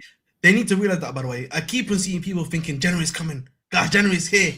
Guys, January's here, but it doesn't mean January. Anything's happening in January. Last year, guess who we got last year? The guy that we got last year has still barely played for Strasbourg, by the way. He played 258 minutes. Oh my god. You know what I mean? Like, we need to realize ain't nothing happening in January, bro. Give up, please. But that's what I'm saying. Like, if we do anything in January, it will be some like a Mugu type signing. It might the only hope is the wrong word. The only positive is the wrong word. The only thing they could do, which might make a difference on the club, is signing a Omega on loan. 6 months, like early. That's the only. Do anything. That's the only thing they could do, and there's two reasons why I don't think that they would. One is Delap is now back from injury, and second, I think Omega is currently injured anyway. So there's that. Then in the summer, I don't think they're going to do anything. Like, what's it called? It's just going to be Quenda, Omega, and then more signings that are similar to the window we've just had. If they do sack Maresca, it's going to be a manager that's it's probably going to be Rafinha. And if it is Rafinha, by the way, I need people to understand, and this isn't me trying to tear down at Rafinha, but there are a lot of things to like about him. One of the things he will do, so if you hate this, you're going to hate him doing this. He will not say a single bad word about the owners. He will not say a thing. If anyone knows or has watched, because there are videos out there, if you know the channel, about the whole City owner, and the fact that Senior said nothing while working under him, not a bad word to say as far as I can tell. As long as you're ready for that side of things, obviously there's the positive side. Like I said, he's very tactically flexible, good manager and whatnot. Cool. But yeah, like I don't know where the positive comes in terms of the step up. You know, I I don't agree. know where the genuine like next level is with this club. I can't see it.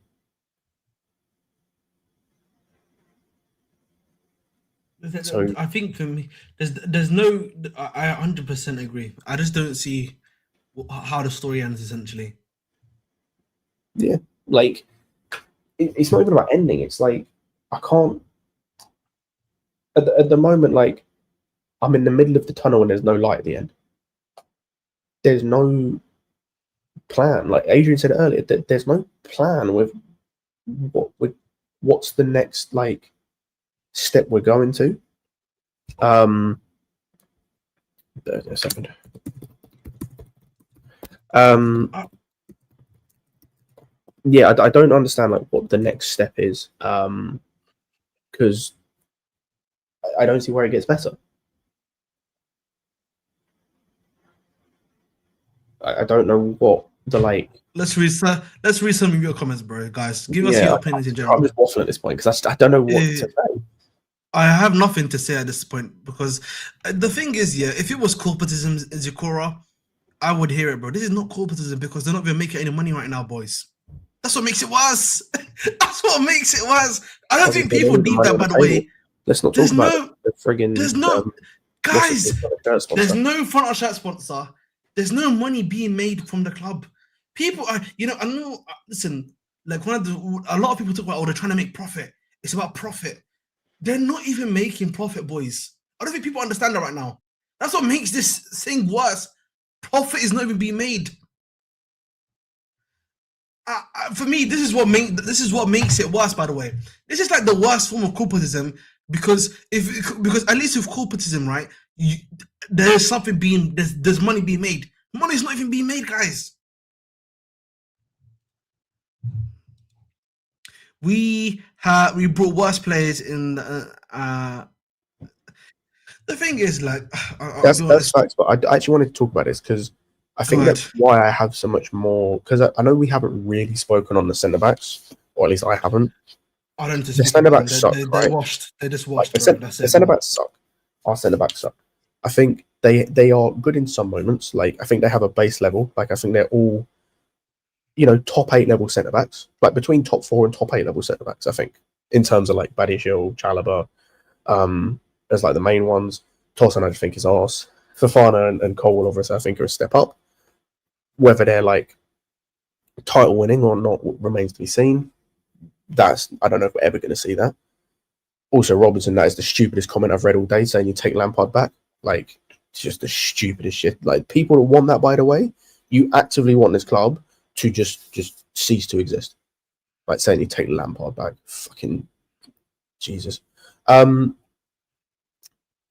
yeah, like I said, I think our centre backs are all kind of broadly the same outside of the two I mentioned.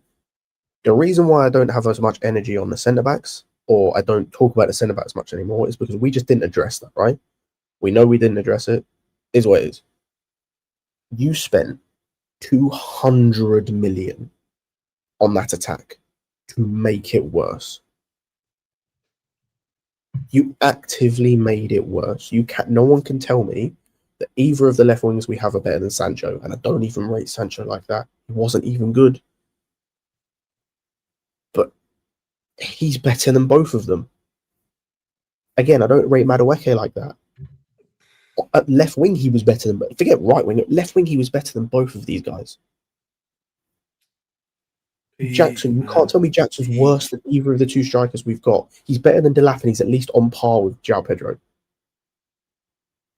So, and like, how have you spent the money we did and actively got worse or stagnated? Like, that's what I'm annoyed about. You tried to fix that. You actually tried to make a difference in the attack. At least with the defense, like I say, you didn't bother. You didn't even attempt it. You attempted to do something in the attack and you made it worse. That's almost worse than not doing anything. Because at least not doing anything I could put down to just like you didn't bother. But you tried and Exactly. failed miserably. Yeah, just I just think, man, I just think for me, you know, if this is the guys that we're gonna have until the end of the season, you have to just change the system to make it work, bro. And if Maresca does not do that, bro, then you know what? He wants to die on his own sword, and I can't. And the worst, that's the one man. Listen, I love idealistic managers, but that's the one whole crux they all have, bro. Yeah, if you want to die on that sword, bro, you're not doing that at this football club. That's all I'm saying. Even my favorite, even my favorite jihadi, yeah, what's it called? Yeah, Allegri has realized he can't do that, bro. Okay, I need to become malleable. Even again, guys, even Conte is malleable and realizes I have to change stuff to make stuff happen, right? So if these guys, yeah, that we call terrorists realize that, then it's inexcusable for me, in my personal opinion, bro. Yeah, that you can't do that, Mariska, because then you are just killing yourself, by the way.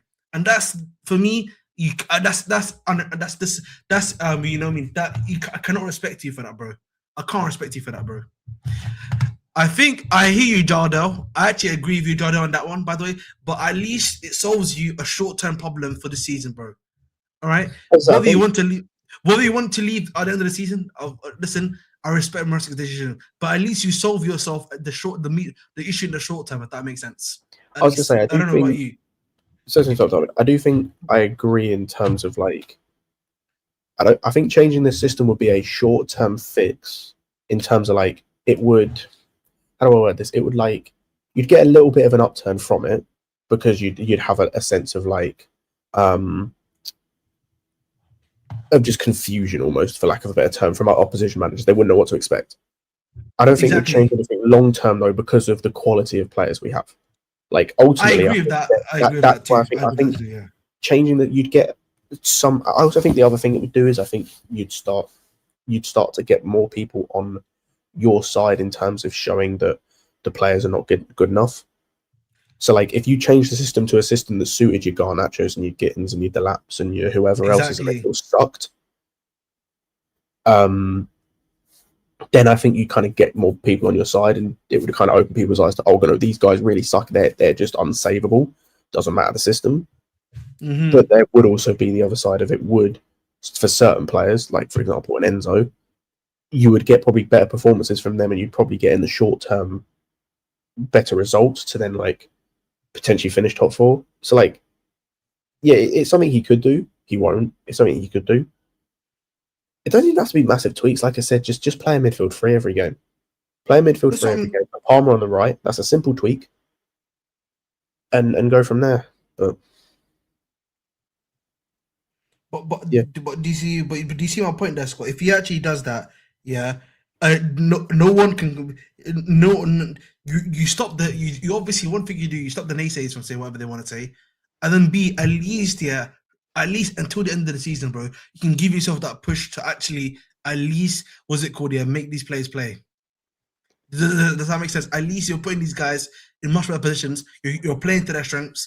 Yes, maybe 1 or 2 players may not be good enough for you, but in general, the whole team at least is able to eat. Does that make sense for you? For me, that's just the ideal situation.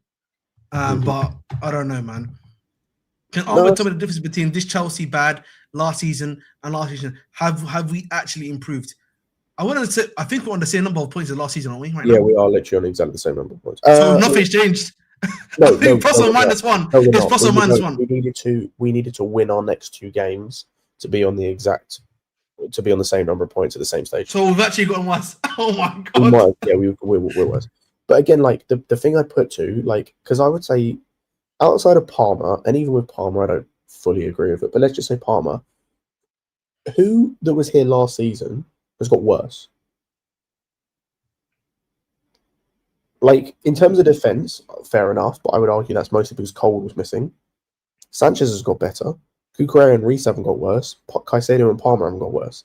Enzo was doing the same thing Enzo was doing last season, by the way. Enzo spent half a season, or 2, well, it was like a third, actually, sorry. A third of a season being really bad. And then he stepped up massively.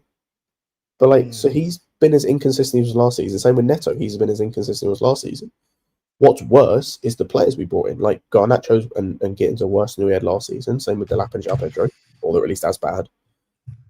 So, like, I do hear the point of we've got worse. But I also think that a lot of that comes from the new guys who have come in, because most of the guys who are already here, again, depending on your feelings and thoughts about Parma, I'd say most of them haven't got worse because of Maresca. Like Tosin was, I didn't rate Tosin when he came. I think last season was an anomaly. Most people didn't rate Chalobah already. Same with Badiashile. So, like, to most people, this is their level. Badiashile, do you know what, guys? I think people don't really. Badiashile would not be at this club right now. He probably would be at another club. The reason he's still playing for us is because he got injured in the Club World Cup. That's the reason why he's at the football club, by the way. That's what makes the Buddy situation nuts, by the way. There probably would be another. We may have either been down another centre back, or we would have gotten another centre back of like some level of quality. Yeah, it's nuts. There's another thing quickly. Another thing we should talk about as well is that the capitulation problem. Yeah. I mean, we've been consistent, bro. We've had that. It's been the consistent. Yeah, we've had that problem so long, man. Like, bro, it's a consistent thing though. Like, I feel like with Maresca, bro, if you're down one goal or something like that, or just in general, bro, it's just we just capitulate this. Yeah, no, it is like, but we've had this same problem last season as well. We had the similar problem under Poch. We've had this problem before. Like, there is just a mentality issue at this club. I've said it before, and I've said it on other panels. We get punched in the mouth, so to speak. Like, something happens in a game, you know, we concede a goal, we get a red card, we score a goal, it doesn't go our way. Something happens in the game to us in a negative sense, and mentally our players cannot handle it. There's no emotional intelligence. There's no calming nature in them in terms of, like, Reece James, I think, obviously the elite players, I think there is. The most players, though, in this team, they don't have a way of, like, something will go wrong. They don't have a way of just calming themselves. It's like, the best way I can describe it, and I can say this because I have this and I understand this, it's like they're all on the spectrum. It's like they're all autistic. Like, they have a plan, like, and I say this because I am autistic, or at least I'm on the spectrum, so I can say this. You'll have an idea in your mind of how something's going to go, right? And people who have autism don't understand. Something goes wrong, you cannot compute it. You don't know how to, like, rationalize in your head how it's gone wrong or what's going on, and you kind of just, like, either freeze or just have a meltdown, right? It's the same with these players. It's like they're all autistic. Like, something will happen, and instead of just, like, rationalizing it, or instead of just being like, okay, that happened, like the Badiashile thing, right? He makes a bad pass, we concede. Okay, in that moment, you take a moment, you go, okay, that was one moment, I've been good the whole rest of the game. Let me calm myself down. No, he's like, no, it's literally, it's the worst thing in the world is ending, I'm just going to lose my head. Why? You went 57 minutes not losing your head, or 60 minutes not losing your head, bro. Do you remember what? Did you remember what he did, right? Why not? So, do you remember that there was like, I think it was still 1-1 at the time, yeah, where essentially, like, I think it was him against Watkins, and then he just decided to drop to the floor. And then Watkins thank you very much. He tries to slide him, but he doesn't fully commit to it. So Watkins just past him. It's like, this is like, come on, bro, man. That's what I'm saying, bro. And it's like, it's all of these players, and it, like, well, not all of them, but so many of these players have that with, like I said, something will happen and they can't regulate it in their minds. It's just like, yeah, I don't even know how else to explain it, because I can't rationalize it in my own head why these guys do this on a consistent basis as well. Like, I understand if it happens every so often. Like, for example, I'm trying to think of a game. Say there's a game where, like, something happens, like I said, where it's a red card, or there's, like, a big melee, like in a derby, right? Things just happen. That's one sense where things just happen, stuff goes out the window. I kind of understand if things go a little bit awry. This is a derby. Like, you shouldn't be losing your heads on this consistent basis to just random teams. Like, how are you having capitulations to Leeds, and then also having a capitulation to Aston Villa, and then also having a capitulation to, like, Karabag? Like, none of these teams linked. Like, you don't have rivalries. You don't, like, none of these teams are linked, man. It's not like we're suddenly, what's it called? It's not like we're suddenly, like, just losing to the crap teams, right? So maybe we're just not respecting them. We're losing to the good teams as well, and capitulating to good teams. So, yeah. It's weird because this week, bro. Bournemouth got crashed on 4-1 by I saw that. Brentford. By the way, Was it 4-1 or 3-1? 4-1. It was 4. Oh, They got crashed on 4-1, yeah. But I know on Tuesday against us, bro, they're gonna show up, bro, and put in like a legendary 100%. performance, bro. Yeah, and we're just gonna, you know what I mean? And then, this Sunday you got a City coming up to you. It's just, bro. It's probably like the two worst like teams to be facing, bro, in the week. A team that just got crashed on, that is gonna show up for your game, midweek, and then a team that knows how to play against you because you essentially play similar styles of play. Oh my god, they did. Hey, Shardy got his hat trick. Jeez. Yes, bro. Brentford, man. I told you this season they're gonna stay up. I said this season they're gonna stay up and they're gonna stay I thought they were going to stay up as well. I don't know why people expect them to go down. But bro, this week it could be a dark week, man. It could be a dark week, by the way. Hey, do you know what's jokes, by the way? Kevin Shardy in one game managed to equal the GNA of Gittins and Garnacho. Sorry, let me rephrase it. I was wrong. He managed to beat Gittins' GNA and equaled Garnacho's GNA in the league in one game. Bloody hell, he's already beating Delap's GNA too. Bro, he would be our top goal scorer. Kevin Shardy would be our top goal scorer. He's on 7, isn't it? Something like that. No, he'd be our joint top goal scorer. He's on 6 as well with João Pedro. Holy shit. Oh my god, man. That is nasty. That is nasty work, man. And this is what I'm talking about, bro. He's got more GNA than both our left wingers combined. Wow. It's bad, man. Do you I think? Listen, do you know what's not? Probably the same we're going, but listen, you know what's crazy? United actually got a better attack than us, bro. If you remove Sesko from the equation, they got a better attack than us. No, Ahmed. Even with Sesko, and I don't really rate Sesko like that, but like even with Sesko, they got a better attack than us. They got Diallo, they got and Buemo, bro. That's easily better than all of the because we've got in the team. And Cunha's been doing trash. Yeah, he's still on 5 goals, to be fair, I think, or 4 goals, I think. Mm-hmm. Do you rate Buddy Shield? I used to rate Buddy Shield, bro. He used to be good, but post injury, bro, he's gone. He's finished. He needs to go back to Monaco, bro. Go back to Monaco, bro. That's not me being disrespectful, bro. It's time to go back to Monaco, bro. All right, I need to check something now. Where are we at with like goals scored and goals against in this league? Hey, we've conceded the same amount of goals as Crystal Palace, you know. And Crystal Palace have been. We've now conceded the same amount of goals as Aston Villa. Oh my! We've only conceded one less goal than Everton. If you had been much easier if we got Murillo last season, I really don't think so, bro. I'll be honest. Like, my opinion on Murillo is is that I don't think he's that as good as people like to make him out to be. But that's just me. I think yes, but not completely. I think he's better than everything we had at the time. Like, if he'd have come in, he'd have been better than any centre back we had this season. I mean. And he obviously would have helped the left centre back issue in terms of playing out from the back. I don't think he would have fixed everything because ultimately I don't think one player in this team fixes everything, unfortunately. Like, I think we have got 3 positions minimum that we need to fix.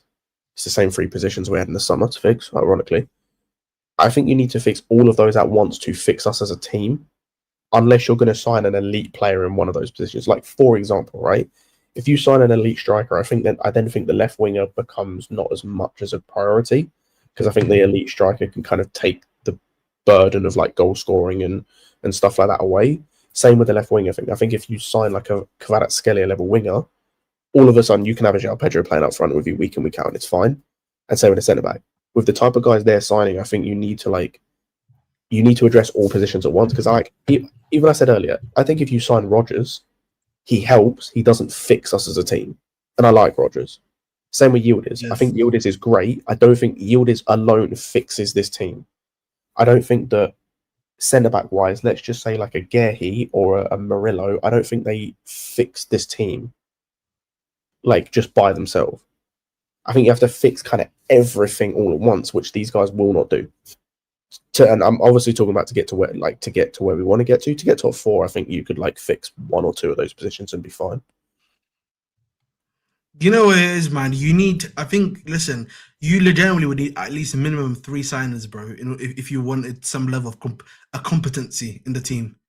Like, I genuinely think to win the league title, we need 5 signings in this team, in this squad, I should say. I'm just talking about just being a competent team, bro. Just to be a competent team that can at least compete, you would need 3 more signers, in my personal opinion. Yeah, I think again, I think unless you're playing once a week, genuinely, I think you need 5 or 6 players in this squad to then address, and that's including depth pieces, to then be able to rotate enough and be confident rotating to be able to challenge on all fronts, including in the league. Because, like, I'm sorry, like, there's not a single left winger I'd keep and think that we could have in a title challenging season. I think you need another striker, so that's 3. I think you need 2 centre backs and potentially a midfielder and potentially a left back as well. But like, we're talking 5 to 7 players here to be able to like rotate properly and potentially win the league. Because you're seeing it with Arsenal. Bro, I can't lie to you, man. We are miles behind Arsenal, mate, in terms of just like how good they 100%. Are, bro. Bro, we're miles behind that, bro. We never got like. Listen, trying to just even catch, you know, trying to even catch that, bro. Trying to catch Villa is right now. Like, do you know how the thing is? Yeah, the thing about Villa, and I respect Emery about this a lot. Like, they have been together. They're very cohesive as a team in general. Yeah, and he just knows how to get these players to tick. And the one thing here you can't deny about Emery at least gets the best out of his players, bro. You know what I mean? He gets the best out of what he's got. Yeah. I don't know. I don't think I can say the same about our manager, bro. That's the only difference I can say. That's fair. And that's why I think ultimately, hey, you can go ahead, bro. I was about to say that what I'm about to say is going to be ironic again, considering where our squad's at. I think with Emery, some people aren't going to like what I'm going to say. I think Maresca's ceiling is potentially higher than Emery's, but Emery's floor as a manager is way higher. Yeah, see, I agree with that. Yeah. I think that Maresca could potentially get to a level where he's winning league titles with another team. I'll put this out, like with another team, he's winning Champions League. I think there's a chance he gets there. Like if he goes City, I think there's a decent chance he could do that. However, currently speaking right now, I think his floor as a manager is way lower than Emery's. I think Emery, because of how he sets up his team, he has a certain floor as a manager that's always like a top 6 level manager. He won't go lower than that. As long as he has the players, like obviously if you give him a terrible team, then that's that. But yeah, I think his floor as a manager is so much higher than Maresca's. It's a shame, man, because like, you know, hate him or love him, it's a shame. It's a shame because like I can't lie, unironically, we need an Emery manager right now. I hate to put it like that. We need the Emery manager. And listen, you know, I like Maresca. Does he set us up to win at times? Yes, but he's setting us up to win with a way that I think the play that does not suit the players we have is the best way for me to put it right now. That's the best way to do it. I also think as well, I don't know if we touched on this earlier, the rotation thing needs to just die at this point. The rotation thing can't. The rotation thing it needs to die, but at the same time it can't die, because if it dies, then what I mean by that, yeah. Sense. I get you. Okay, go ahead. I'll let you explain that then before when I said it, like obviously it can't fully die in terms of you need to rotate certain guys like Fofana and Reece and Lavia if he is ever fit, as an example. And obviously you can't just keep playing players every 3 days on a consistent basis. You will just burn players out, as we're seeing with Cucurella. But I'm saying that, like, you look at the subs this game, like some of it was down to rotation. Some of it is down to managing minutes. And it's like, that's cool, but like just aim for the win, right? Like we talked about the Palmer thing. He didn't need to come off. He didn't need to manage his minutes. He just had a week off in terms of not playing games. He played 80 minutes against Newcastle. He can play 90. You even said he can play 90. Play him 90. We need to win the game. That's more important. Because now we're 10 points off of Villa and we're 5th, with the potential tomorrow of going to 6th if Sunderland win. The win was more important than those 12 minutes or whatever it was whenever you took Palmer off. And it's like... The thing is... So like that's what I think this rotation thing of just like focusing on rotation so heavily, right? Mm-hmm. That needs to die. Like that needs to stop, because what's annoying as well is you're rotating in certain areas and not rotating in other areas. Neto and Enzo, how they completed 90 minutes today is a disgrace because they sucked in the second half. But you then also as well don't rotate Cucurella and he now might be injured because you didn't want to play Hato because of one bad game. That's what I'm saying. Like for me, that's one thing that I don't disagree. I absolutely disagree with Moscow. Like these guys are young players. Some of these guys are young players, bro. They're gonna make mistakes on the pitch. They need to learn from those mistakes happening, bro. That's one thing I'm saying. Like this season, bro. How many games has a Champions objectively started? I don't know. Like the Acheampong thing's annoying because he is, when he got dropped, he was our second best centre back in the team. Actually, no, I tell a lie. Mm-hmm. When he got dropped, he was our best performing centre back at the time. I would now say, based on form, he is at worst third. Like on form, you could say that Chalobah was performing ahead of him. Regardless how you feel about Chalobah on form, he was actually performing, and Fofana was performing ahead of him. Josh was third. He was ahead of Badiashile. I don't know what's happened to Josh. Because even when he played the other day against, was it Atalanta or whoever it was, he played really well. I don't know, bro. I don't know why he's playing over those other guys. For me, why he's not playing, sorry, I should say, over those guys. It's confusing me. And just quickly, big up to our boy Curry. Hope you do well, bro. I agree, Curry. I don't think what you're saying is not wrong. But again, I come back to, if the way you play is only suitable for a certain style and the guys you have do not suit that, bro, then at some point, bro, we've got to ask them, we've got to be honest and say, we need to change it, bro, to make the other guys we have work. Otherwise, all we're doing is just shooting ourselves in the foot. That's what this comes down to, bro. Like, for me, I've always said my favorite tacticians are the guys that are the most malleable. They're able to understand the situation they've got and tactically adjust. Sometimes being too idealistic, yeah, and too stuck in one way, bro, yeah, it's not gonna gonna work. You know what's funny? I listened to a podcast, yeah, from some football journalists, yeah, or a couple of journalists, and they're pretty good podcasts, yeah. And like one of the things they brought up that was fucking hilarious, yeah, and that was because they were talking at the moment, like, well, top 7 people, of the year, yeah, was Ange Postecoglou. The biggest irony about Ange Postecoglou is that he won a trophy against his own style of play, by the way. Mm-hmm. Right? Do you know how ironic that is? The guy that everyone knows, it's high line for life.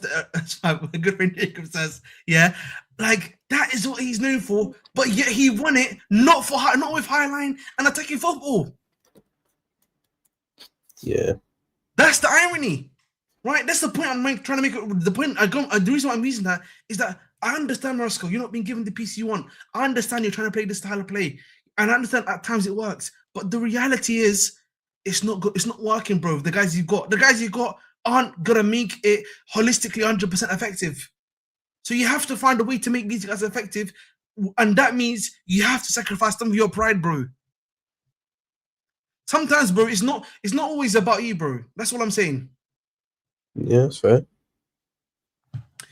Yeah, what is it? I disagree, Ahmed. The players can do the system. It's just the fact that when they get into the position they do, what they're good to do, what they're good at, they fumble. I kind of disagree with that, bro. Like, when has Neto been when Neto gets into position to do the thing? He doesn't do that stuff properly all the time, bro. Why is that? There's times where he's 2-3v1 and he does the fake dribble and he can't get past the man. Let me 1 second, Scott, hold the line for me. Yeah, I'm going to look at the amount of successful dribbles that Garnacho and get inside in this game. 1 second, yeah. Oh, it's probably not high, bro. I want to know. Listen, yeah. Where is it? These are passes. I want. Where is part of dribbling. Okay, dribbling. Yeah. So Neto in this game had 6 unsuccessful touches. Yeah, and 0 successful dribbles. Let's look at it like that. Yeah, and then if I just obviously just go to Garnacho, yeah, dribbling. Where is it? Yeah, he had zero dribbles, bro, in the game. He had 0 dribbles in the game, bro. And this is the Say that again, system. sorry. He had 0 dribbles in the game. I'm Is not that true joking, for bro. Garnacho, sorry. Dude, Garnacho had 0 dribbles in the game, bro, apparently. Statistically definitely had- speaking. He definitely had one because he had the one. What's it called? He beat the. Apparently, that's not been considered as a thingy. I don't know which is the best place to look at stats for, because I'm just using SofaScore right now just to double check it really quickly. He had one because he had the cash one where he got a yellow card. Like I consider that a dribble. Let me look at the Premier League quickly. Maybe Even though the Premier SofaScore doesn't, but that, bro, do you know how bad, bro? I actually thought he was like trying to take cash on as well. He is the master, by the way. Garnacho, I've realised with that stat and a couple of others, he is the master of moving while doing nothing. Like if you watch him, like, if you watch him play and watch him like how he does, he moves a lot in terms like pre-pause. It's almost like he's vibrating. Like he moves, like he does a lot of movement on the spot without actually like going anywhere and doing anything. Like he's I know what you mean. I know what you mean. I kind of checked out. What was the Gittins one? I haven't checked Gittins, to be honest. I didn't even check the Gittins one yet. What was Neto? Neto had 0 successful dribbles, by the way, as well. Out of how many attempted? One dribble, apparently. He only had 1 dribble. He attempted 1 dribble. That's what I'm talking. But like this, like, listen, Jardel, you're my guy, bro. But like, these guys aren't doing the tactic that we're asking them to do. With this dribble against these guys, bro, they're not even doing that. Bro. So this is like, you see the point I'm making, Scott, bro? Oh my god, look, my number one Kai, man, chill out, bro, please. Do you know what? I'm with you today, brother. But like, do you not see? Like the point I'm trying to make. Like, this is the point I'm making. Shit, bro. This is the point I make, bro. When I'm like, let me look at Gittins really quickly, because I didn't check out Gittins one, yeah. Gittins dribbling here. Gittins had dribbled twice and was 100% successful, by the way. Say that again. He was 100% successful dribbles. He did it twice. Damn. That's not bad. Yeah, so that's the one thing I would say, bro, because like, just quickly, no racism in the chat, please. Yeah, I don't know what's going on. Like, yeah, they're dead. Yeah, they're doing this craziness. Please, no room for racism here, please. Like, I'm not joking. Like, no. I listen, but like the point I'm trying to make, yeah. Let me look at another game. I want to look at another game, yeah, and see the dribbling. Let me type in Chelsea real quick, yeah. I want to look at some of our previous games, yeah. Because I've actually not checked the dribbling stats, by the way, for any of our matches. Let's look at Newcastle, because I know that Garnacho dribble line in that game is going to be disgusting, bro. What's it called? He actually had 3 out of 4 successful dribbles, apparently.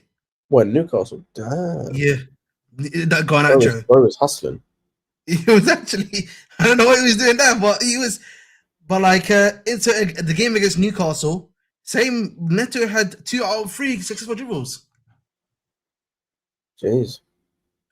Oh, credit to him. And then if I look at the Everton game, which is the one that we won recently, I want to have a cheeky look at some of these ones. Yeah. Who is that? Let's look at Gittins, for example. What I'm on. Give me Everton, please. Line up. Garnacho in this game had 0 dribbles successful, and Neto in this game had a 50% successful rate, 2 out of 4. Jeez. But this is where I say, like, and someone talked about earlier, like, unfortunately, and if you don't like this system and whatever, that's cool. This system requires wingers that are going to get in those positions and are going to consistently beat their man 1v1 in a dribble. It's why you need guys like Yildiz, Rogers. Even if people say he's not performing well, and I understand that, Kudus, Ilman and Jai as an example as well. Like, you need those type of players. Having kick and run merchants like Neto and Garnacho doesn't do anything for your team, because when they get in those positions where they need to be their guys 1v1, they either don't take risks or they just try and kick and run. That's all it is. So like that's where we're at with this team. They're just not very good.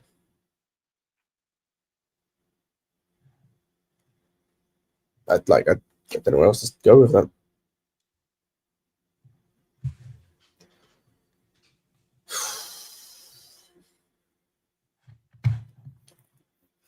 It's like Scott, this is why Scott. This is why I hate stat sheets. Fans told me that Gittins is one of the best dribblers in the world. Though the thing is, like, if you watch them, yeah,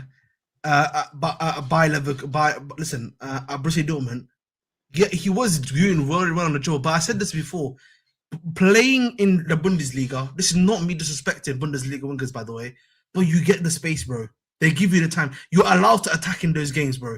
Does that make sense? Like, you're allowed to go 1v1 with these guys, have enough space to dribble and beat your man. There's no other way to put it, bro. This is not me being disrespectful to the Bundesliga about it, but this is objectively the facts, bro. But also, this is why you don't judge players or like sign players based on a half season of good play, because that's all it was for Gittins. Prior to last season. The season before last, he played about 1,200 minutes. The season before that, he played about 500 minutes. Last season was the first time he actually had regular minutes, and he only really played for half the season. And we signed him for 45 million based on the fact of that. That's dumb. Whether he's good or not, that's stupid to sign a player based on that. Same with Delap. Even though I kind of wanted Delap, I wanted him as a backup. You signed a player who, prior to last season, had never scored more than 8 goals in a league season, which was, I think, the half season he spent at Hull, maybe? I could be wrong, though. So his best goal record prior to last season was 8. He scored 12 goals, which isn't even that impressive considering that Carlton Morris got 12 goals for Luton when they went down.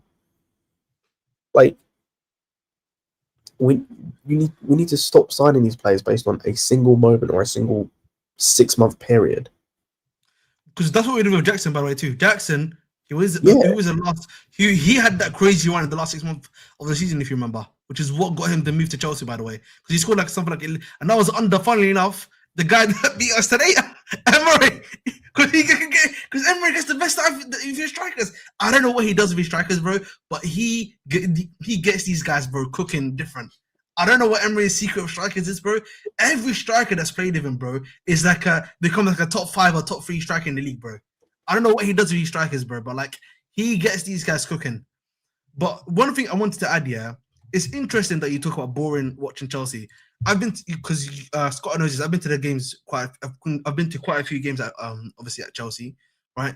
And I will tell you for free, bro.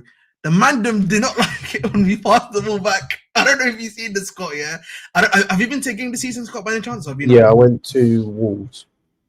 Bro, when we passed the ball back, bro, they absolutely crashed it on the team, bro. I had some old dudes behind me at Wolves after 20 minutes cussing out Maresca.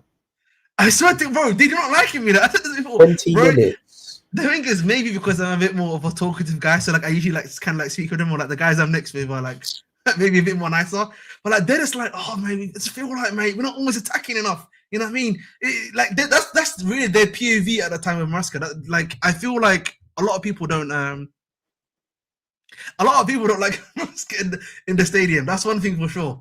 And a lot, and I think a lot of it has to do with like the way we attack, by the way, because like a lot of these guys do not like the fact that we keep on passing the ball back or reset and play, because that actually annoys them.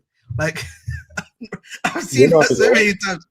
Yeah, we were close to we are near to close the gap last season, and we bought talents for the future like it is. But you need a prodigy.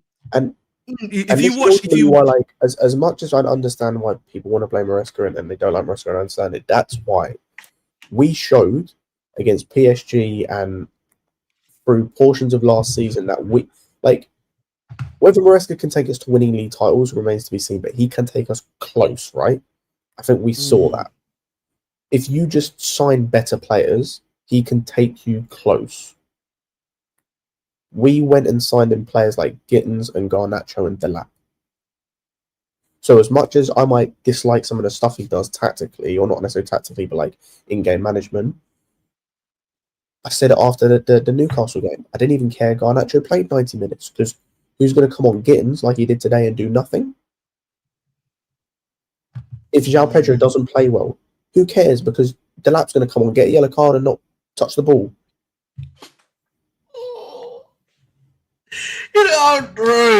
You know what, man? If he doesn't start, man, I might put on my first ever cheeky bet, man, for yellow. Can't lie to you. I'm going to do that. Next time he comes on, I actually might put a bet on, like a cheeky, like £1 bet that he gets a yellow card.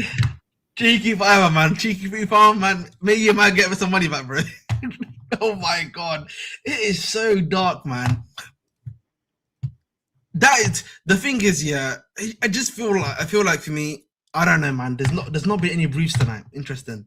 Maybe waiting for briefs on Monday. Maybe we're gonna see the briefs on Monday. No briefs yet.